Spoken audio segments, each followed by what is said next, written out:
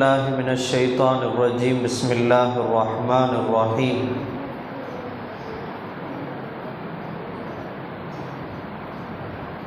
توسلنا ببسم الله وبالهادي رسول الله توسلنا ببسم الله وبالهادي رسول الله وكل مجاهد لله وأهل البدر يا الله وأهل البدر يا الله صلاة الله سلام الله على المكي رسول الله صلاة الله سلام الله على المدني حبيب الله.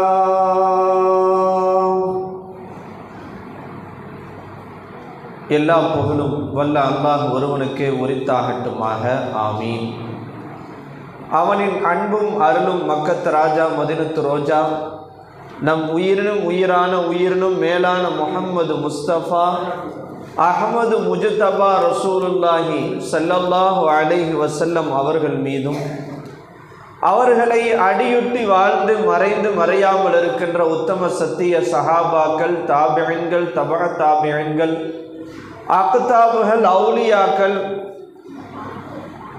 இந்த மதரசாவை ஜமாலியா மதரசாவை நிறுவிய இந்த குடும்பத்தாருடைய முன்னோர்கள், இவருடைய குடும்பத்தார்கள், இந்த நிர்வாக கமிட்டியினுடைய உறுப்பினர்கள், இந்த மதரசாவில் ஓதை கொடுக்கக்கூடிய உஸ்தாதுமார்கள், பயிலக்கூடிய மாணவர்கள், மாணவிகள், அவர்களுடைய பெற்றோர்கள், குடும்பத்தார்கள் அனைவர்களின் மீதும் அல்லாஹுவின் அன்பும் அருளும் என்றென்றும் குறைவின்றி நிலவட்டுமாக. ஆமீன். வாழக்கூடிய காலங்களிலே அல்லாஹும் அல்லாஹுடைய ரசூலுக்கு கட்டுப்பட்டு வாழக்கூடிய நன்மக்களாக அல்லாஹ் நம்மையும் நம்முடைய குடும்பத்தாரையும் ஆக்கி அருள் புரிவானாக. அவன் ஒவ்வொரு நிமிடமும் நம்மீது செய்து கொண்டிருக்கக்கூடிய கோடானி கோடி நிஅமத்துகளுக்கு நன்றி செலுத்தக்கூடிய, சுக்ர் செய்யக்கூடிய நல்லடியார்களாக அல்லாஹ் நம்மையும் நம் குடும்பத்தாரையும் ஆக்கி அருள் புரிவானாக. ஈண்டெடுத்த நம்முடைய பிள்ளைகள் சாலிகான பிள்ளைகளாக இம்மையிலும் மறுமையிலும் அவர்களும் வெற்றி அடைந்து தங்கள் பெற்றோர்களை சுவனத்துக்கு அழைத்து செல்லக்கூடிய சிறந்த சாலிகான பிள்ளைகளாக நம்முடைய பிள்ளைகளை அல்லாஹ் ஆக்கி அருள் புரிவானாக. வானத்திலிருந்து வருகின்ற முசீபத்துகளை விட்டும், பூமியிலிருந்து கிளம்புகிற பலா முசீபத்துகளை விட்டும், நோய் நொடிகளை விட்டும், மருத்துவமனை செலவுகளை விட்டும் அல்லாஹ் நம்மையும் நம்முடைய குடும்பத்தாரையும் பாதுகாத்து அருள் புரிவானாக. அல்லாஹுடைய மகத்தான கிருபையால் ஜமாலியா மதரசா ஆண்டு விழா மிக சீரும் சிறப்போடு தொடர்ந்து இடைவிடாமல் இதனுடைய முன்னோர்களுடைய தக்வா இறையச்சம் ஒரு காரியம் உஸ்ஸிஸ அல தக்வா. அல்லாஹ் குர்ஆனிலே சொல்லுகிறான், மஸ்ஜிதுல் குபாவை பற்றி உஸ்ஸிஸ அல தக்வா, அந்த பள்ளிவாசல் இறையச்சத்தின் மீது நிர்மாணிக்கப்பட்டிருக்கிறது என்று அல்லாஹ் சொல்கிறான்.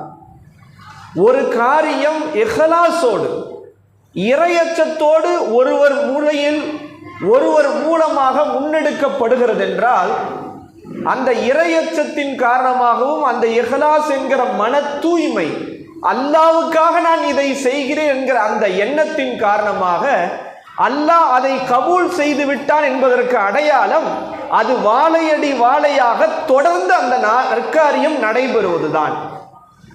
இன்றைக்கு எத்தனையோ பேர் இந்த உலகத்திலே வாழ்ந்து மறைகிறார்கள்.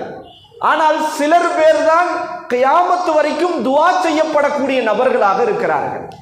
முஹையத்தீன் அப்துல் காதிர் ஜீலானி கத்தஸல்லாஹு ஸர்ரஹுல் அஸீஸ், காஜா மொயினுத்தீன் சிஷ்தி, அதே போன்று சஹாபாக்கள், அதே போன்று ஏர்வாடு இப்ராஹிம் பாதுஷா நாயகம், ஷாவுல் அமீதா பாதுஷா நாயகம், அபு ஹனீஃபா இமாம், ஷாஃபி இமாம் என்று உலகத்தில் யாரெல்லாம் இறையச்சத்தோடு ஒரு காரியத்தை செய்ய நாடுகிறார்களோ அல்லாஹ் அந்த இறையச்சத்திற்கு இஹ்லாஸுக்கு அல்லாஹ் கொடுக்குகிற கிஃப்ட் அது கியாமத்து வரைக்கும் தொடர்ந்து நடைபெறுவதற்கு வழிவகை செய்வான். அந்த வகையிலே தான் இந்த ஜமாலியா மதரசாவை நிறுவிய நிறுவனர் இஹ்லாஸ் என்கிற அந்த மன தூய்மையோடு என் சுற்று வட்டாரத்தில் இருக்கக்கூடிய மக்கள் குர்ஆன் ஓத தெரியாமல் போய்விடக்கூடாது, மார்க்க அறிவு இல்லாதவர்களாக போய்விடக்கூடாது, இஹ்லாஸ் இல்லாமல் அல்லாஹ் ரசூலுக்கு மாற்றமான வழிகட்ட பாதையில் போய்விடக்கூடாது என்பதற்காக இஹ்லாஸ் என்கிற மன தூய்மையோடு இறைநேசர் ஜல்வத்து நாயகம் அவர்களுடைய அந்த ஆலோசனை, அவருடைய வழிகாட்டுதலிலே ஆரம்பிக்கப்பட்ட இந்த மதரசா சீரோடும் சிறப்போடும் இத்தனை வருடங்கள் கடந்து வந்திருக்கிறதே அவர்களுடைய இஹ்லாஸுடைய அடையாளமாக இருக்கிறது. அல்லாஹ் அவருடைய கபரை சுவன பூஞ்சோலையாக ஆக்கி அருள் புரிவானாக. அவருடைய மன்னரை அல்லாஹ் விசாலமானதாக ஆக்கி அருள் புரிவானாக. இந்த மதரசா ஆரம்பிப்பதற்காக அந்த நிறுவனரோடு யாரெல்லாம் உறுதுணையாக இருந்தார்களோ, அதில் யாரெல்லாம் மரணித்திருந்தார்களோ அவர்களை அல்லாஹ் நபிமார்களோடு, சுஹதாக்களோடு, சாலிஹீன்களோடு, அவுலியாக்களோடு அல்லாஹ் சேர்த்து அருள் புரிவானாக. அல்ஹம்துலில்லாஹ், ரொம்ப மகிழ்ச்சியாக இருக்கிறது இந்த ஆண்டு விழா. இதனுடைய குடும்பத்தார்கள், உறுப்பினர்கள் போல ஆர்வத்தோடு 2 இடங்களில் இந்த மதரசாவை ஏற்படுத்தி அதற்கான ஒரு கண்காணிப்பையும் உஸ்தாதுமார்களையும் போட்டு இத்தனை வருஷம் அவங்க மெயின்டைன் பண்ணிட்டு இருக்கிறதே ஒரு பெரிய விஷயம். அல்லாஹ் அவர்களுக்கு நல்ல சவாபை அல்லாஹ் கொடுக்கணும். அவர்களுக்கு, அவருடைய குடும்பத்தாருக்கு, யாரெல்லாம் இந்த மதரசா சிறப்பாக நடைபெறுவதற்கு தங்களுடைய பொருளாதாரத்தாலோ உடல் உழைப்பாலோ உறுதுணையாக இருக்கிறார்கள், அல்லாஹ் அவர்களுக்கு நல்ல ஆரோக்கியத்தையும் நீண்ட ஆயுளையும் அல்லாஹு தஆலா கொடுத்தருள் புரிவானாக. அவருடைய பொருளாதாரத்தில் அல்லாஹ் பரக்கத் செய்வானாக. இந்த மதரசாவிலே யாரெல்லாம் ஓதுகிறார்களோ, யாரெல்லாம் பலனடைகிறார்களோ அதனுடைய நன்மையை அவர்கள் இம்மையிலும் மறுமையிலும் பார்ப்பதற்கு அல்லாஹ் அருள் புரிவானாக. ஒரு அற்புதமான ஆண்டு விழா. காலத்தினுடைய மிகப்பெரிய அவசியம் இந்த மதரசா. மக்தப் மதரசாக்கள் இன்றைக்கு பெயரளவுக்கு நடக்குகிற அவல நிலையை நாம் பார்க்கிறோம். எத்தனையோ ஊர்களில் சரியா மக்தப் மதரசா நடக்கிறது இல்லை, சரியாக நிர்வாகம் அதை மெயின்டைன் பண்றது இல்லை. பேருக்கு ஒரு மதரசா, ஓதி கொடுப்பதற்கு ஆசிரியர்கள் சரியாக இருப்பதில்லை, மாணவர்கள் சரிவர வருவதில்லை. காலையில ஸ்கூல் 7 மணிக்கு ஆரம்பிச்சிடுறாங்க. இதுக்கு பிறகு போனு, பல்வேறு விஷயங்கள். இன்னைக்கு மக்தப் மதரசா தோய்வடைந்து கொண்டிருக்கிற இந்த நேரத்திலே ஜமாலியா மதரசாவிலே வாரந்தோறும் இந்த மாணவ கண்மணிகள் அவ்வளோ அழகா ஓதுறாங்க. பெண் மக்கள் ஒரு பக்கம் ஓதுறாங்க, இன்னொரு பக்கம் ஆம்பளை பிள்ளைங்க, சின்ன பிள்ளைங்க, ஒரு பருவ வயதை அடைய இருக்கிற இந்த பிள்ளைங்க எல்லாம் அப்படி ஓதுறாங்க. எவ்வளோ அழகான காட்சி. பெற்றோர்களாக இருப்பவர்கள் ரொம்ப முக்கியமாக கவனிக்கணும். நம்முடைய பிள்ளைகளுக்கு எல்லாம் நம்ம கொடுத்துட்டோம், நம்ம எல்லாமே நம்ம செஞ்சிட்டோம், என்ன நம்ம செய்யணும்னு நினைக்காதீங்க. மார்க்க கல்வியும் குர்ஆன் கல்வியும் அல்லாஹ் ரசூலின் ஈமானை நீங்கள் கொடுக்காவிட்டால், பெற்றோர்களே, நீங்கள் உலகத்தில் எதை கொடுத்தாலும் நாளைக்கு மறுமையில் அல்லாஹ் இடத்துல நீங்கள் பதில் சொல்ல வேண்டும். கபரில் அல்லாஹ் இடத்துல பதில் சொல்ல வேண்டும். என் பையனை நான் சிபிஎஸ்இ ஸ்கூல்ல படிக்க வைக்கிறேன், கம்பத்திலேயே மிகப்பெரிய ஸ்கூல்ல நான் படிக்க வைக்கிறேன், அவனை மிகப்பெரிய காலேஜ்ல படிக்க வைக்கிறேன், என் பிள்ளைய நல்ல முறையில் பெரிய ஸ்கூல்ல படிக்க வைக்கிறேன், அது ஃபர்ஸ்ட் ரேங்க் எடுக்குது, செகண்ட் ரேங்க் எடுக்குது, ரொம்ப டேலண்டா வருது, ஸ்போர்ட்ஸ்ல கலந்துக்குது. இது மட்டும் பெருமை அல்ல. இதையெல்லாம் செய்து பெற்றோர்களாகிய நீங்கள் உங்கள் பிள்ளைகளுக்கு கொடுக்க வேண்டிய மார்க்க கல்வியை, ஹலால் ஹராம் எது, எது நேர்வழி, எது வழிகேடு, குர்ஆனை பற்றிய ஞானம், இதுவெல்லாம் கொடுக்க தவறிவிட்டால் உலகத்தில் எத்தனை லட்சங்களை நீங்கள் செலவு செய்து எதை கொடுத்திருந்தாலும் அல்லாஹ் நாளைக்கு மறுமையிலே உங்களை கடுமையாக தண்டிப்பான். அல்லாஹ் அந்த தண்டனையை விட்டு நம்மை பாதுகாத்து அருள் புரிவானாக. நபி ஸல்லல்லாஹு அலைஹி வஸல்லம் அவர்கள் அழகான ஒரு ஹதீஸை சொன்னார்கள். பெற்றோர்கள், நிறைய பெண் மக்கள் வந்திருக்கிற இந்த சபை இது, இந்த நேரத்தில் இந்த ஹதீஸை சொல்ல வேண்டிய கட்டாயத்தில் இருக்கிறோம். நபி ஸல்லல்லாஹு அலைஹி வஸல்லம் அவர்கள் ஒரு ஹதீஸில் இப்படி சொன்னார்கள், மன் உலித லஹு வலதுன், யாருக்காவது ஒரு குழந்தை பிறந்தால் என்ன செய்ய வேண்டும் என்று நபி அவர்கள் கற்றுக் கொடுக்கிறார்கள்.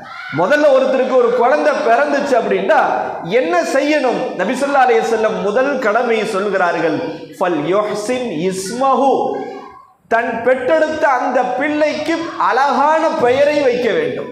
பேர்ல முதல்ல அழகு வேணும். ஒருத்தருக்கு என்ன பெயர் வைக்கப்படுதோ அந்த பெயருடைய அசர் அவர் வாழ்க்கையில அடிக்கும்.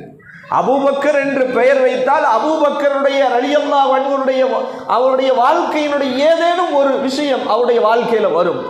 சஹாபாக்களுடைய பெயர், இறைநேசர்களுடைய பெயர், இப்படியெல்லாம் நாம் புகாரி இமாம் போன்ற பெரியார்களுடைய பெயரை வைத்து காலம் உண்டு. அப்போ முதல்ல ஒரு குழந்தை பிறந்து விட்டால் முதல்ல செய்ய வேண்டியது பெயரை அழகுபடுத்தணும். இன்னைக்கு என்ன செய்யறோம் அப்படின்னா, பிறந்த குழந்தை பிறந்தோடனே பேர் என்ன செய்யறாங்கன்னா வைக்கிறதுலேயே மிஸ்டேக். பிறந்த உடனே பெற்றோர்கள் தங்கள் பிள்ளைகளுக்கு பெயர் வைப்பதிலேயே தவறிழைத்து விடுகிறார்கள். அர்த்தம் இருக்குதோ இல்லையோ ஸ்டைலா இருக்கணும்.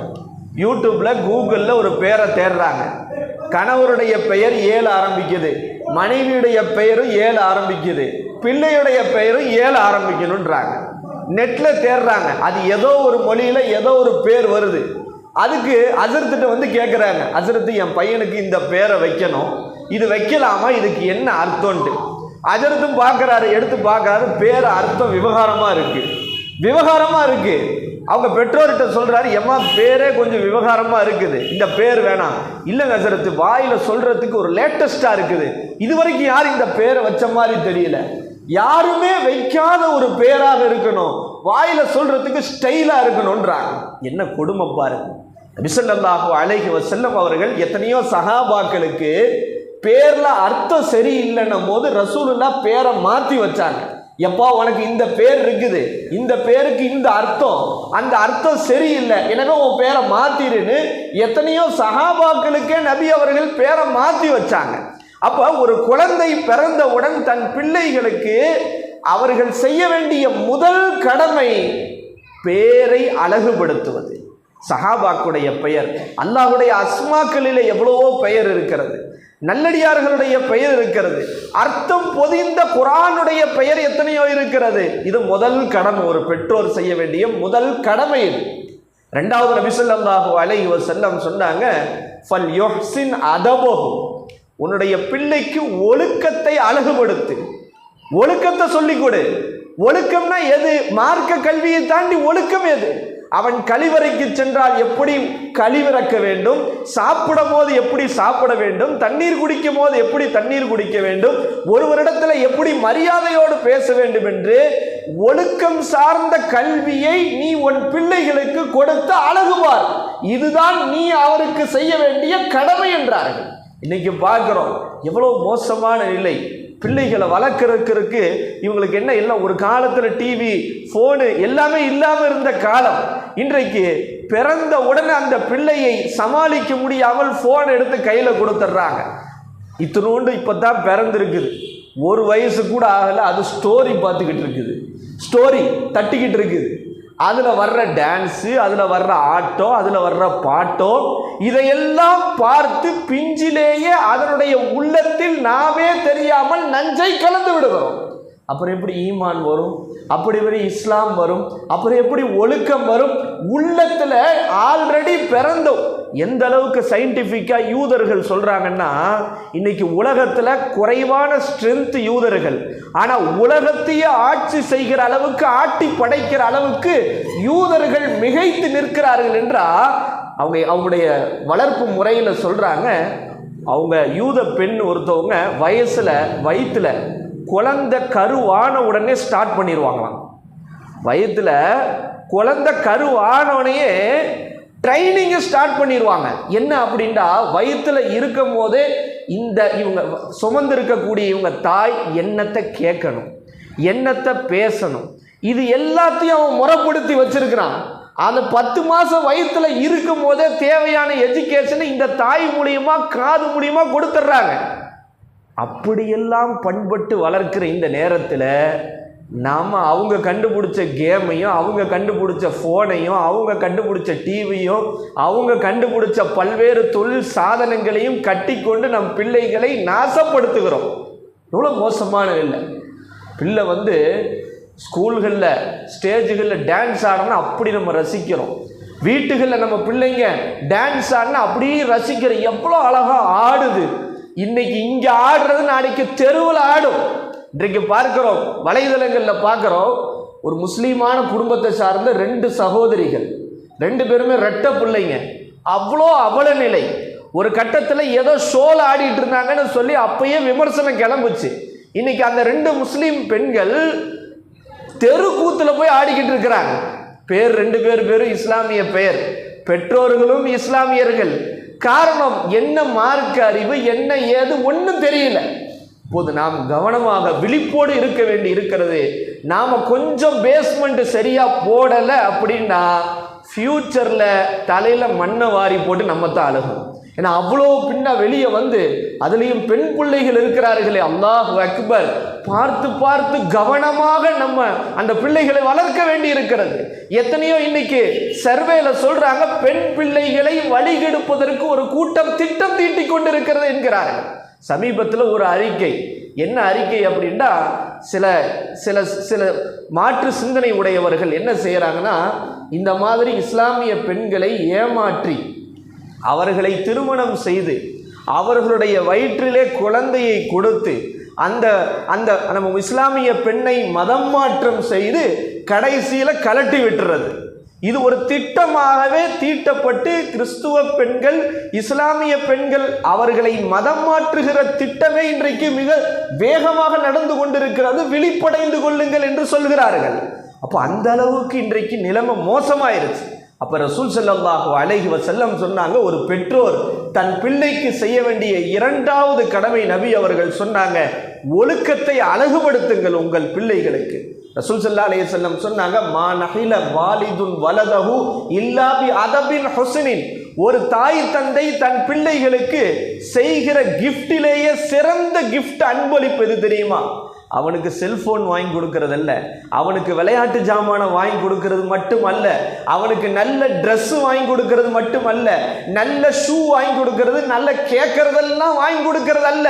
நபி ஸல்லல்லாஹு அலைஹி வஸல்லம் சொன்னாங்க, ஒரு பெற்றோர் தன் பிள்ளைக்கு செய்ய வேண்டிய சிறந்த அன்பளிப்பு ஒழுக்கம் சார்ந்த கல்வியை அவனுக்கு கொடுக்க வேண்டும். நம்ம கொடுக்க முடியுமா வீட்டில் வச்சு? அதுக்குண்டான வழி நம்மள்கிட்ட இருக்குதா? முதல்ல நம்ம அந்த அளவுக்கு பண்பட்டு கொண்டு இருக்கிறோமா? நம்மளே வீட்டில் உட்காந்து டிவியை பார்த்துக்கிட்டு உட்காந்துருக்கிறோம், லேட்டஸ்ட் படத்தை எல்லாம் பார்க்குறோம், இருக்கிற அமுட்டு நாடகத்தையும் பார்க்குறோம்.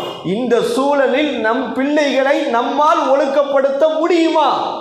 அதற்குத்தான் ஜமாலியா போன்ற மதரசாக்கள் இருக்கிறது. அதற்குத்தான் இந்த மதரசாக்கள் மெஹனத் எடுக்கிறார்கள், முயற்சி எடுக்கிறார்கள். அந்த ஒத்துழைப்பு இருக்கிற போது இன்ஷா அல்லாஹ் நபி ஸல்லல்லாஹு அலைஹி வஸல்லம் சொன்னதை போன்று நம் பிள்ளைகளுடைய 2வது கடமை, அவர்களை ஒழுக்கமானவர்களாக நம்மால் உருவாக்க முடியும். அல்லாஹ் அந்த ஒழுக்கமான சாலிகான பிள்ளைகளாக நம்முடைய பிள்ளைகளை அல்லாஹ் தஆலா ஆக்கி அருள் புரிவானாக. குர்ஆன் இருக்கிறது, எவ்வளோ அழகாக ஓதுறாங்க நம்ம மக்தபுகளில். எஸ்எல் குர்ஆன்ல இருந்து அப்படியே ஆரம்பித்து அவங்க ஒரு கட்டத்தில் குர்ஆன் ஓதும் போது எவ்வளோ அழகு, அல்லாஹ் ரசிக்கிறான். இவங்க குர்ஆன், இந்த பிள்ளைங்க குர்ஆன் ஓதுறத அல்லாஹ் தஆலா ரசிக்கிறான். நபி ஸல்லல்லாஹு அலைஹி வஸல்லம் சொன்னாங்க, குர்ஆன் சாதாரண விஷயம் அல்ல, குர்ஆனை மனனம் செய்வது சாதாரண விஷயம் அல்ல. குர்ஆனை நீங்கள் உங்கள் பிள்ளைகளை மனனம் செய்ய வைக்கணும், நியத்தை வைங்க பெற்றோர்கள். என்ன ஹசரத்து நம்மளாம் என் பையனை குர்ஆன் மனனம் செய்ய வச்சு என் பிள்ளைய ஆலிம் ஆக்கி, அதெல்லாம் வேஸ்ட் ஹசரத்து. என் பிள்ளைய எம்பிபிஎஸ் படிக்க வைக்கணும், என் பிள்ளைய இன்ஜினியரிங் படிக்க வைக்கணும், என் பிள்ளைய இருக்கிறதுலையே பயங்கரமான படிப்புலாம் படிக்க வைக்கணும். இதெல்லாம் ஃபெயிலியர் படிப்புங்க ஹசரத்துங்க. இதெல்லாம் என்னங்க ஹசரத்து இதை போய் படிக்கணும்? இப்படி இன்றைக்கு காலம் மாறிடுச்சு. நீ என்ன வேணா படி, நீ டாக்டர் படி, நீ இன்ஜினியரிங் படி, என்ன வேணாம் படி. ஆனால் ஒரு பக்கத்தில் குர்ஆனை மனனம் செய்யக்கூடிய எத்தனையோ வளர்ச்சிகள் இன்னைக்கு வந்துருச்சு, ஸ்கூல்களே வந்துருச்சு. குர்ஆனை கற்றுக் கொடுக்கக்கூடிய எத்தனையோ இஸ்லாமிக் ஸ்கூல் வந்துருச்சு, தரமான கல்வியோடு கொடுக்குற ஸ்கூல் வந்துருச்சு. நபி ஸல்லல்லாஹு அலைஹி வஸல்லம் நீங்க நியத்து வைங்க பெற்றோர்களே, என்னுடைய பிள்ளைய, அது ஆண் பிள்ளையாக இருக்கட்டும் பெண் பிள்ளையாக இருக்கட்டும், அதை நான் குர்ஆன் மனனம் செய்ய வைக்கக்கூடிய பாக்கியத்தை அல்லாஹ்ட்ட கொடுங்கன்னு நீங்க கேளு. சாதாரண விஷயம் அல்ல. நம்ம மறுமையில் அவ்வளோ சீக்கிரம் நம்ம அமல்களை கொண்டு வெற்றி அடைந்து விட முடியாது. நாமெல்லாம் அறகுற அமல், தக்பீர் கட்டி தொழுகையில உட்கார்ந்த பிறகு உலகத்தில் இருக்கிற அம்புட்டு சிந்தனையும் நமக்கு வருது. நம்ம அமல்களை கொண்டு நம்ம சொர்க்கத்திற்கு போக முடியுமா? வாய்ப்பு மிக மிக குறைவு. நம்முடைய பிள்ளைகளை குர்ஆனை மனனம் செய்த நல்ல குர்ஆன் ஓத தெரிந்த ஹாஃபில்களாக நீங்கள் உருவாக்குங்கள். நீங்க தராவிகளை எத்தனையோ பேர் ஹாஃபில் குர்ஆனை, முழு குர்ஆன் எங்க மதரசாவில் அல்லாஹ்வுடைய கிருபையில 7 ஹாஃபில் கிட்ட இருக்கிறாங்க. அப்படி அவங்கள பார்க்கும்போது நமக்கு அளப்பரிய சந்தோஷம். ஏன்னா குர்ஆனை மனசுல சுமக்கக்கூடிய பாக்கியம் இருக்கிறது. பிள்ளைங்க நீங்க நியத்து வைங்க, இன்ஷா அல்லாஹ் நான் குர்ஆனை மனனம் செய்த ஹாஃபில் ஆகணும் நியத்து வைங்க. இன்ஷா அல்லாஹ் நியத்து வைக்கலாமா? நபி ஸல்லல்லாஹு அலைஹி வஸல்லம் சொன்னாங்க. இந்த ஹதீஸை கடந்த வருடமும் நான் ஞாபகம் சொன்னேன், இந்த வருஷமும் ஞாபகப்படுத்துறேன். என்றைக்கும் மறக்கக்கூடாத ஹதீஸ். நபி ஸல்லல்லாஹு அலைஹி வஸல்லம் சொன்னாங்க, மன் கரஅல் குர்ஆன, யார் குர்ஆனை ஓதி வ இஸ்தல்ஹரஹு, அந்த குர்ஆனை முழுவதும் மனனம் செய்து, ஃபஅஹல்ல ஹலாலஹு வ ஹர்ரம ஹராமஹு, அல்லாஹ் குர்ஆனில் எதை ஹலால் என்று சொல்லியிருக்கிறானோ அதை ஹலாலாக்கி, குர்ஆனில் அல்லாஹ் எதை ஹராம் என்று சொல்லியிருக்கிறானோ அதை ஹராமாக்குகிறார்களோ, அது ஹலஹுல்லாஹு பிஹி அல் ஜன்னா, அல்லாஹ் அவர் செய்த இந்த அமலை கொண்டு அவரை சொர்க்கத்திலே நுழைய செய்வான். அது மட்டுமல்ல, வஷஃபஅஹு ஃபீ அஷரத்தி மின் அஹ்லி பைத்திஹி குல்லுஹும் கத் வஜபத் லஹுன் நார், அவர் குடும்பத்திலே நரகம் வாஜிபான 10 முஸ்லிம்களை இவருடைய ரெக்கமெண்டேஷன்ல சொர்க்கத்திற்கு அழைத்து செல்லலாம். இங்க ஒரு மாணவர் இருக்கிறார், முழு குர்ஆனை மனனம் செஞ்சிட்டார். இப்போ அவர் இருக்கிறார், முழு குர்ஆனை மனனம் செய்த ஹாஃபில் ஆயிட்டார். அவர் நினைச்சா அவர் குடும்பத்தில் 10 பேரை தன்னுடைய ஷஃபாத்தில் சொர்க்கத்திற்கு அழைத்து செல்லலாம். எவ்வளோ பெரிய பாக்கியம்! உலகத்தில் என்ன படிப்பு படித்தாலும் அது கபருக்கு வராது, நாளைக்கு மறுமைக்கு நமக்கு உதவாது. நபி ஸல்லல்லாஹு அலைஹி வஸல்லம் சொன்னாங்க, இதா மாத்தல் இன்சானு இன்கத்தானு அமலுஹு, ஒரு மனிதன் மரணித்து விட்டால் எல்லாம் துண்டித்து விடும். அவன் சம்பாதித்த காசு பணம், நீங்க எப்படிலாம் சம்பாதிக்கிறான், எப்படியாவது வீடு கட்டணும், கோடீஸ்வரன் ஆகணும்னு ஹராமான வழியில எவ்வளோ பேர் சம்பாதிக்கிறான், காரு பங்களான்னு வாழ்றாங்க. மௌத்தான பிறகு சொல்லுங்க, ஏதாவது கபருக்கு வருமா? நபி ஸல்லல்லாஹு அலைஹி வஸல்லம் சொன்னாங்க, எதுவும் கபருக்கு வராது, எல்லாம் துண்டிக்கப்பட்டு விடும். 3 காரியம் மட்டும்தான் உன் கபருக்கு வரும். நாங்க ரசூல் ஸல்லல்லாஹு அலைஹி வஸல்லம், நீ செய்த 3 விஷயம் மட்டும்தான் உன் கபருக்கு வரும். முதலாவது நபி அவர்கள் சொன்னாங்க, சதகத்துன் ஜாரியா, நிரந்தர தர்மம். நீ ஒரு மதரசாவை கட்டி விட்டு இருக்கிறாய், ஒரு பள்ளிவாசலை கட்டி இருக்கிற, அல்லது ஒரு தண்ணிக்கு ஒரு போர் போட்டு கொடுத்திருக்கிற, அல்லது ஒரு ஃபேன் போட்டு கொடுத்திருக்கிற, ஒரு லைட்டு போட்டு கொடுத்திருக்கிற, தொடர்ந்து மக்களுக்கு பயன் தரக்கூடிய ஒரு தர்மத்தை நீ செய்துவிட்டு இந்த உலகத்தை விட்டு மௌத்தாயிருந்தால், நீ மௌத்தான பிறகு அது யாரெல்லாம் பலனடைகிறார்களோ அதனுடைய நன்மை அவருடைய கபருக்கு வரும். இந்த ஜமாலியா மதரசாவுடைய நிறுவனர் எவ்வளவு பெரிய அறிவாளி பாருங்க. அவங்க இந்த உலகத்தை விட்டு மண்ணறைக்கு போய்விட்டார்கள், சதகத்துன் ஜாரியா என்கிற இந்த மதரசாவை விரும்பி விட்டு போய்விட்டார்கள்.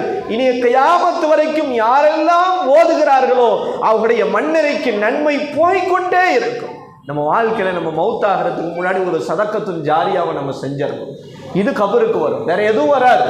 ரெண்டாவது நபி ஸல்லல்லாஹு அலைஹி வஸல்லம் சொன்னாங்க, இல்முன் யுன்தஃபஉ பிஹி, நீ கல்வியை கற்று, நீ மார்க்க கல்வியை கற்று பிறருக்கு கற்றுக் கொடுக்கிறாய்.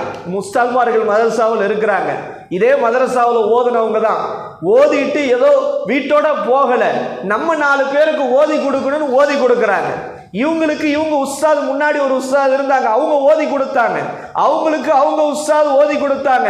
இப்படி இவங்க யார் யாருக்கெல்லாம் ஓதி கொடுக்கிறார்களோ, இந்த இல்மை பரப்புகிறார்களோ, அந்த நன்மை அப்படியே இவங்களுக்கு வந்துகிட்டே இருக்கும். இது ரெண்டாவது, மௌத்தா போன பிறகு கபருக்கு வரும். மூன்றாவது நபி ஸல்லல்லாஹு அலைஹி வஸல்லம் சொன்னாங்க, வலதுன் சாலிஹுன் யதுஉ லஹு, உன்னுடைய சாலிஹான பிள்ளை உனக்கு செய்யக்கூடிய துவா உன் கபருக்கு வரும் என்றார்கள் நபி ஸல்லல்லாஹு அலைஹி வஸல்லம். வேற எதுவும் வராது கபருக்கு. நம்ம சம்பாதிச்ச பணம், பேங்க் பேலன்ஸ் எதுவும் கபருக்கு வராது, இந்த 3 விஷயத்தை தவிர என்றார்கள். மூணாவது, நம்ம பிள்ளைகள் சாலிஹான பிள்ளைகள் அவங்க செய்யக்கூடிய துவா கபருக்கு வரும்னா நம்ம பிள்ளைங்க சாலிகான பிள்ளையாக நம்ம உருவாக்குறோமா? நம்ம பெற்றெடுத்த பிள்ளைகள் சாலிகான பிள்ளைகளாக இருக்கிறார்களா? மனசுல நம்ம கையை வச்சு கொஞ்சம் சிந்திச்சு பார்க்கணும். இனி சின்ன பிள்ளையா இருக்கிறாங்களா? நம்ம நீயத்து வைக்கணும், என் பிள்ளைய சாலிகான பிள்ளையா நான் வளர்ப்பேன், என் பிள்ளைய சாலிகான பிள்ளையா வளர்ப்பேன், நான் இந்நாளைக்கு மௌத்தா போனாலும் எனக்கு துவா செய்யக்கூடிய பிள்ளையாக என் பிள்ளைய வளர்ப்பேன். எங்க மதரசாவில் 70 மாணவர்களுக்கு நெருக்கமாக ஓதறாங்க. எத்தனையோ பெற்றோர்கள் என்கிட்ட என்ன செய்வாங்கன்னா கையை பிடிச்சி அழுது துவா செஞ்சுட்டு போவாங்க. சொல்லுவாங்க, ஹசரத் நான் உங்கள்கிட்ட ஒப்படைச்சிட்டேன், ஒருவேளை இந்த 7 வருஷம் அவன் ஓதி முடிக்கிறதுக்குள்ள ஒருவேளை நான் மௌத்தா போயிட்டேன் அப்படின்னா நீங்கள் அவனை முழுசாக ஓத வச்சிடணும், என் ஜனாசாவுக்கு என் பையன்தான் தொழுகு வைக்கணும்னு சொல்லுவாங்க. எத்தனையோ பெற்றோர்கள் சொல்வதை நாம் கேட்டு இருக்கிறோம். எனக்கு நான் மௌத்தா போயிட்டா எனக்கு தொழுகு வைக்கிற அந்த ஒரு வாய்ப்பு என் மகனுக்கு வேணும், என் மகன் எனக்கு தொழுது துவா செய்யணும், அவன் துவால நான் மறுமையில தப்பிக்கணும் அப்படின்னு எத்தனையோ பெற்றோர்கள் அழுது அவங்க சொல்றதை நம்ம பார்க்கிற காட்சியை பார்க்கிற போது இந்த நேரத்தில் நம்ம சிந்திக்கணும், நம்ம பிள்ளைய சாலிகான பிள்ளையாக வளர்த்திருக்கிறோமா, அதற்கான மாஹூலை ஏற்படுத்தி இருக்கிறோமா என்பதை நம்ம சிந்திக்க வேண்டிய கட்டாயத்தில் இருக்கிறோம். நபி ஸல்லல்லாஹு அலைஹி வஸல்லம் சொன்னாங்க, அப்போ குர்ஆனை மனனம் செய்த ஹாஃபிலு அவரும் சொர்க்கத்துக்கு போயிடுவார், அவரோட மூலமாக 10 பேரை சொர்க்கத்திற்கு அவர் அழைத்து செல்லப்படுவார் என்றால் எவ்வளோ பெரிய பாக்கியம். நபி ஸல்லல்லாஹு அலைஹி வஸல்லம் இன்னொரு ஹதீஸில் இப்படி சொன்னாங்க, லவ் ஜுஇலல் குர்ஆனு ஃபீ இஹாபின், குர்ஆனு ஒரு தோல்ல வச்சு அதை நெருப்பில் போட்டால் நெருப்பு அந்த குர்ஆனை எரிக்காது, அந்த தோலை எரிக்காதுன்னாங்க. இந்த ஹதீஸுக்கு விரிவுரையாளர் சொல்றாங்க, யாருடைய உள்ளத்திலே முழு குர்ஆன் இருக்கிறதோ, யாருடைய உள்ளத்திலே முழு குர்ஆன் மனனம் செய்து இருக்கிறதோ அவரை தூக்கி நரகத்திலே போட்டாலும் நரக நெருப்பு அவரை தீண்டாது என்றார்கள். சுப்ஹானல்லாஹ். காரணம் அவருடைய உள்ளத்தில் அல்லாஹ் குர்ஆன் கொடுத்திருக்கிறான்ல. நீங்க உங்க பிள்ளைகளுடைய உள்ளத்தில் குர்ஆனை கொடுங்க, எந்த வழிகேட்டுக்கும் அவன் போக மாட்டான் இன்ஷா அல்லாஹ். முடிந்த அந்த குர்ஆன் அல்லாஹ் அவரை காப்பாற்றும். இன்றைக்கு பார்க்குறோம், ஒரு நிகழ்வு ஒன்று உங்களுக்கு ஞாபகப்படுத்துகிறேன். சஹாபாக்கள்ல அப்துல்லாஹ் இப்னு மஸ்ஊதுன்னு ஒரு சஹாபி, ரொம்ப அற்புதமான சஹாபி.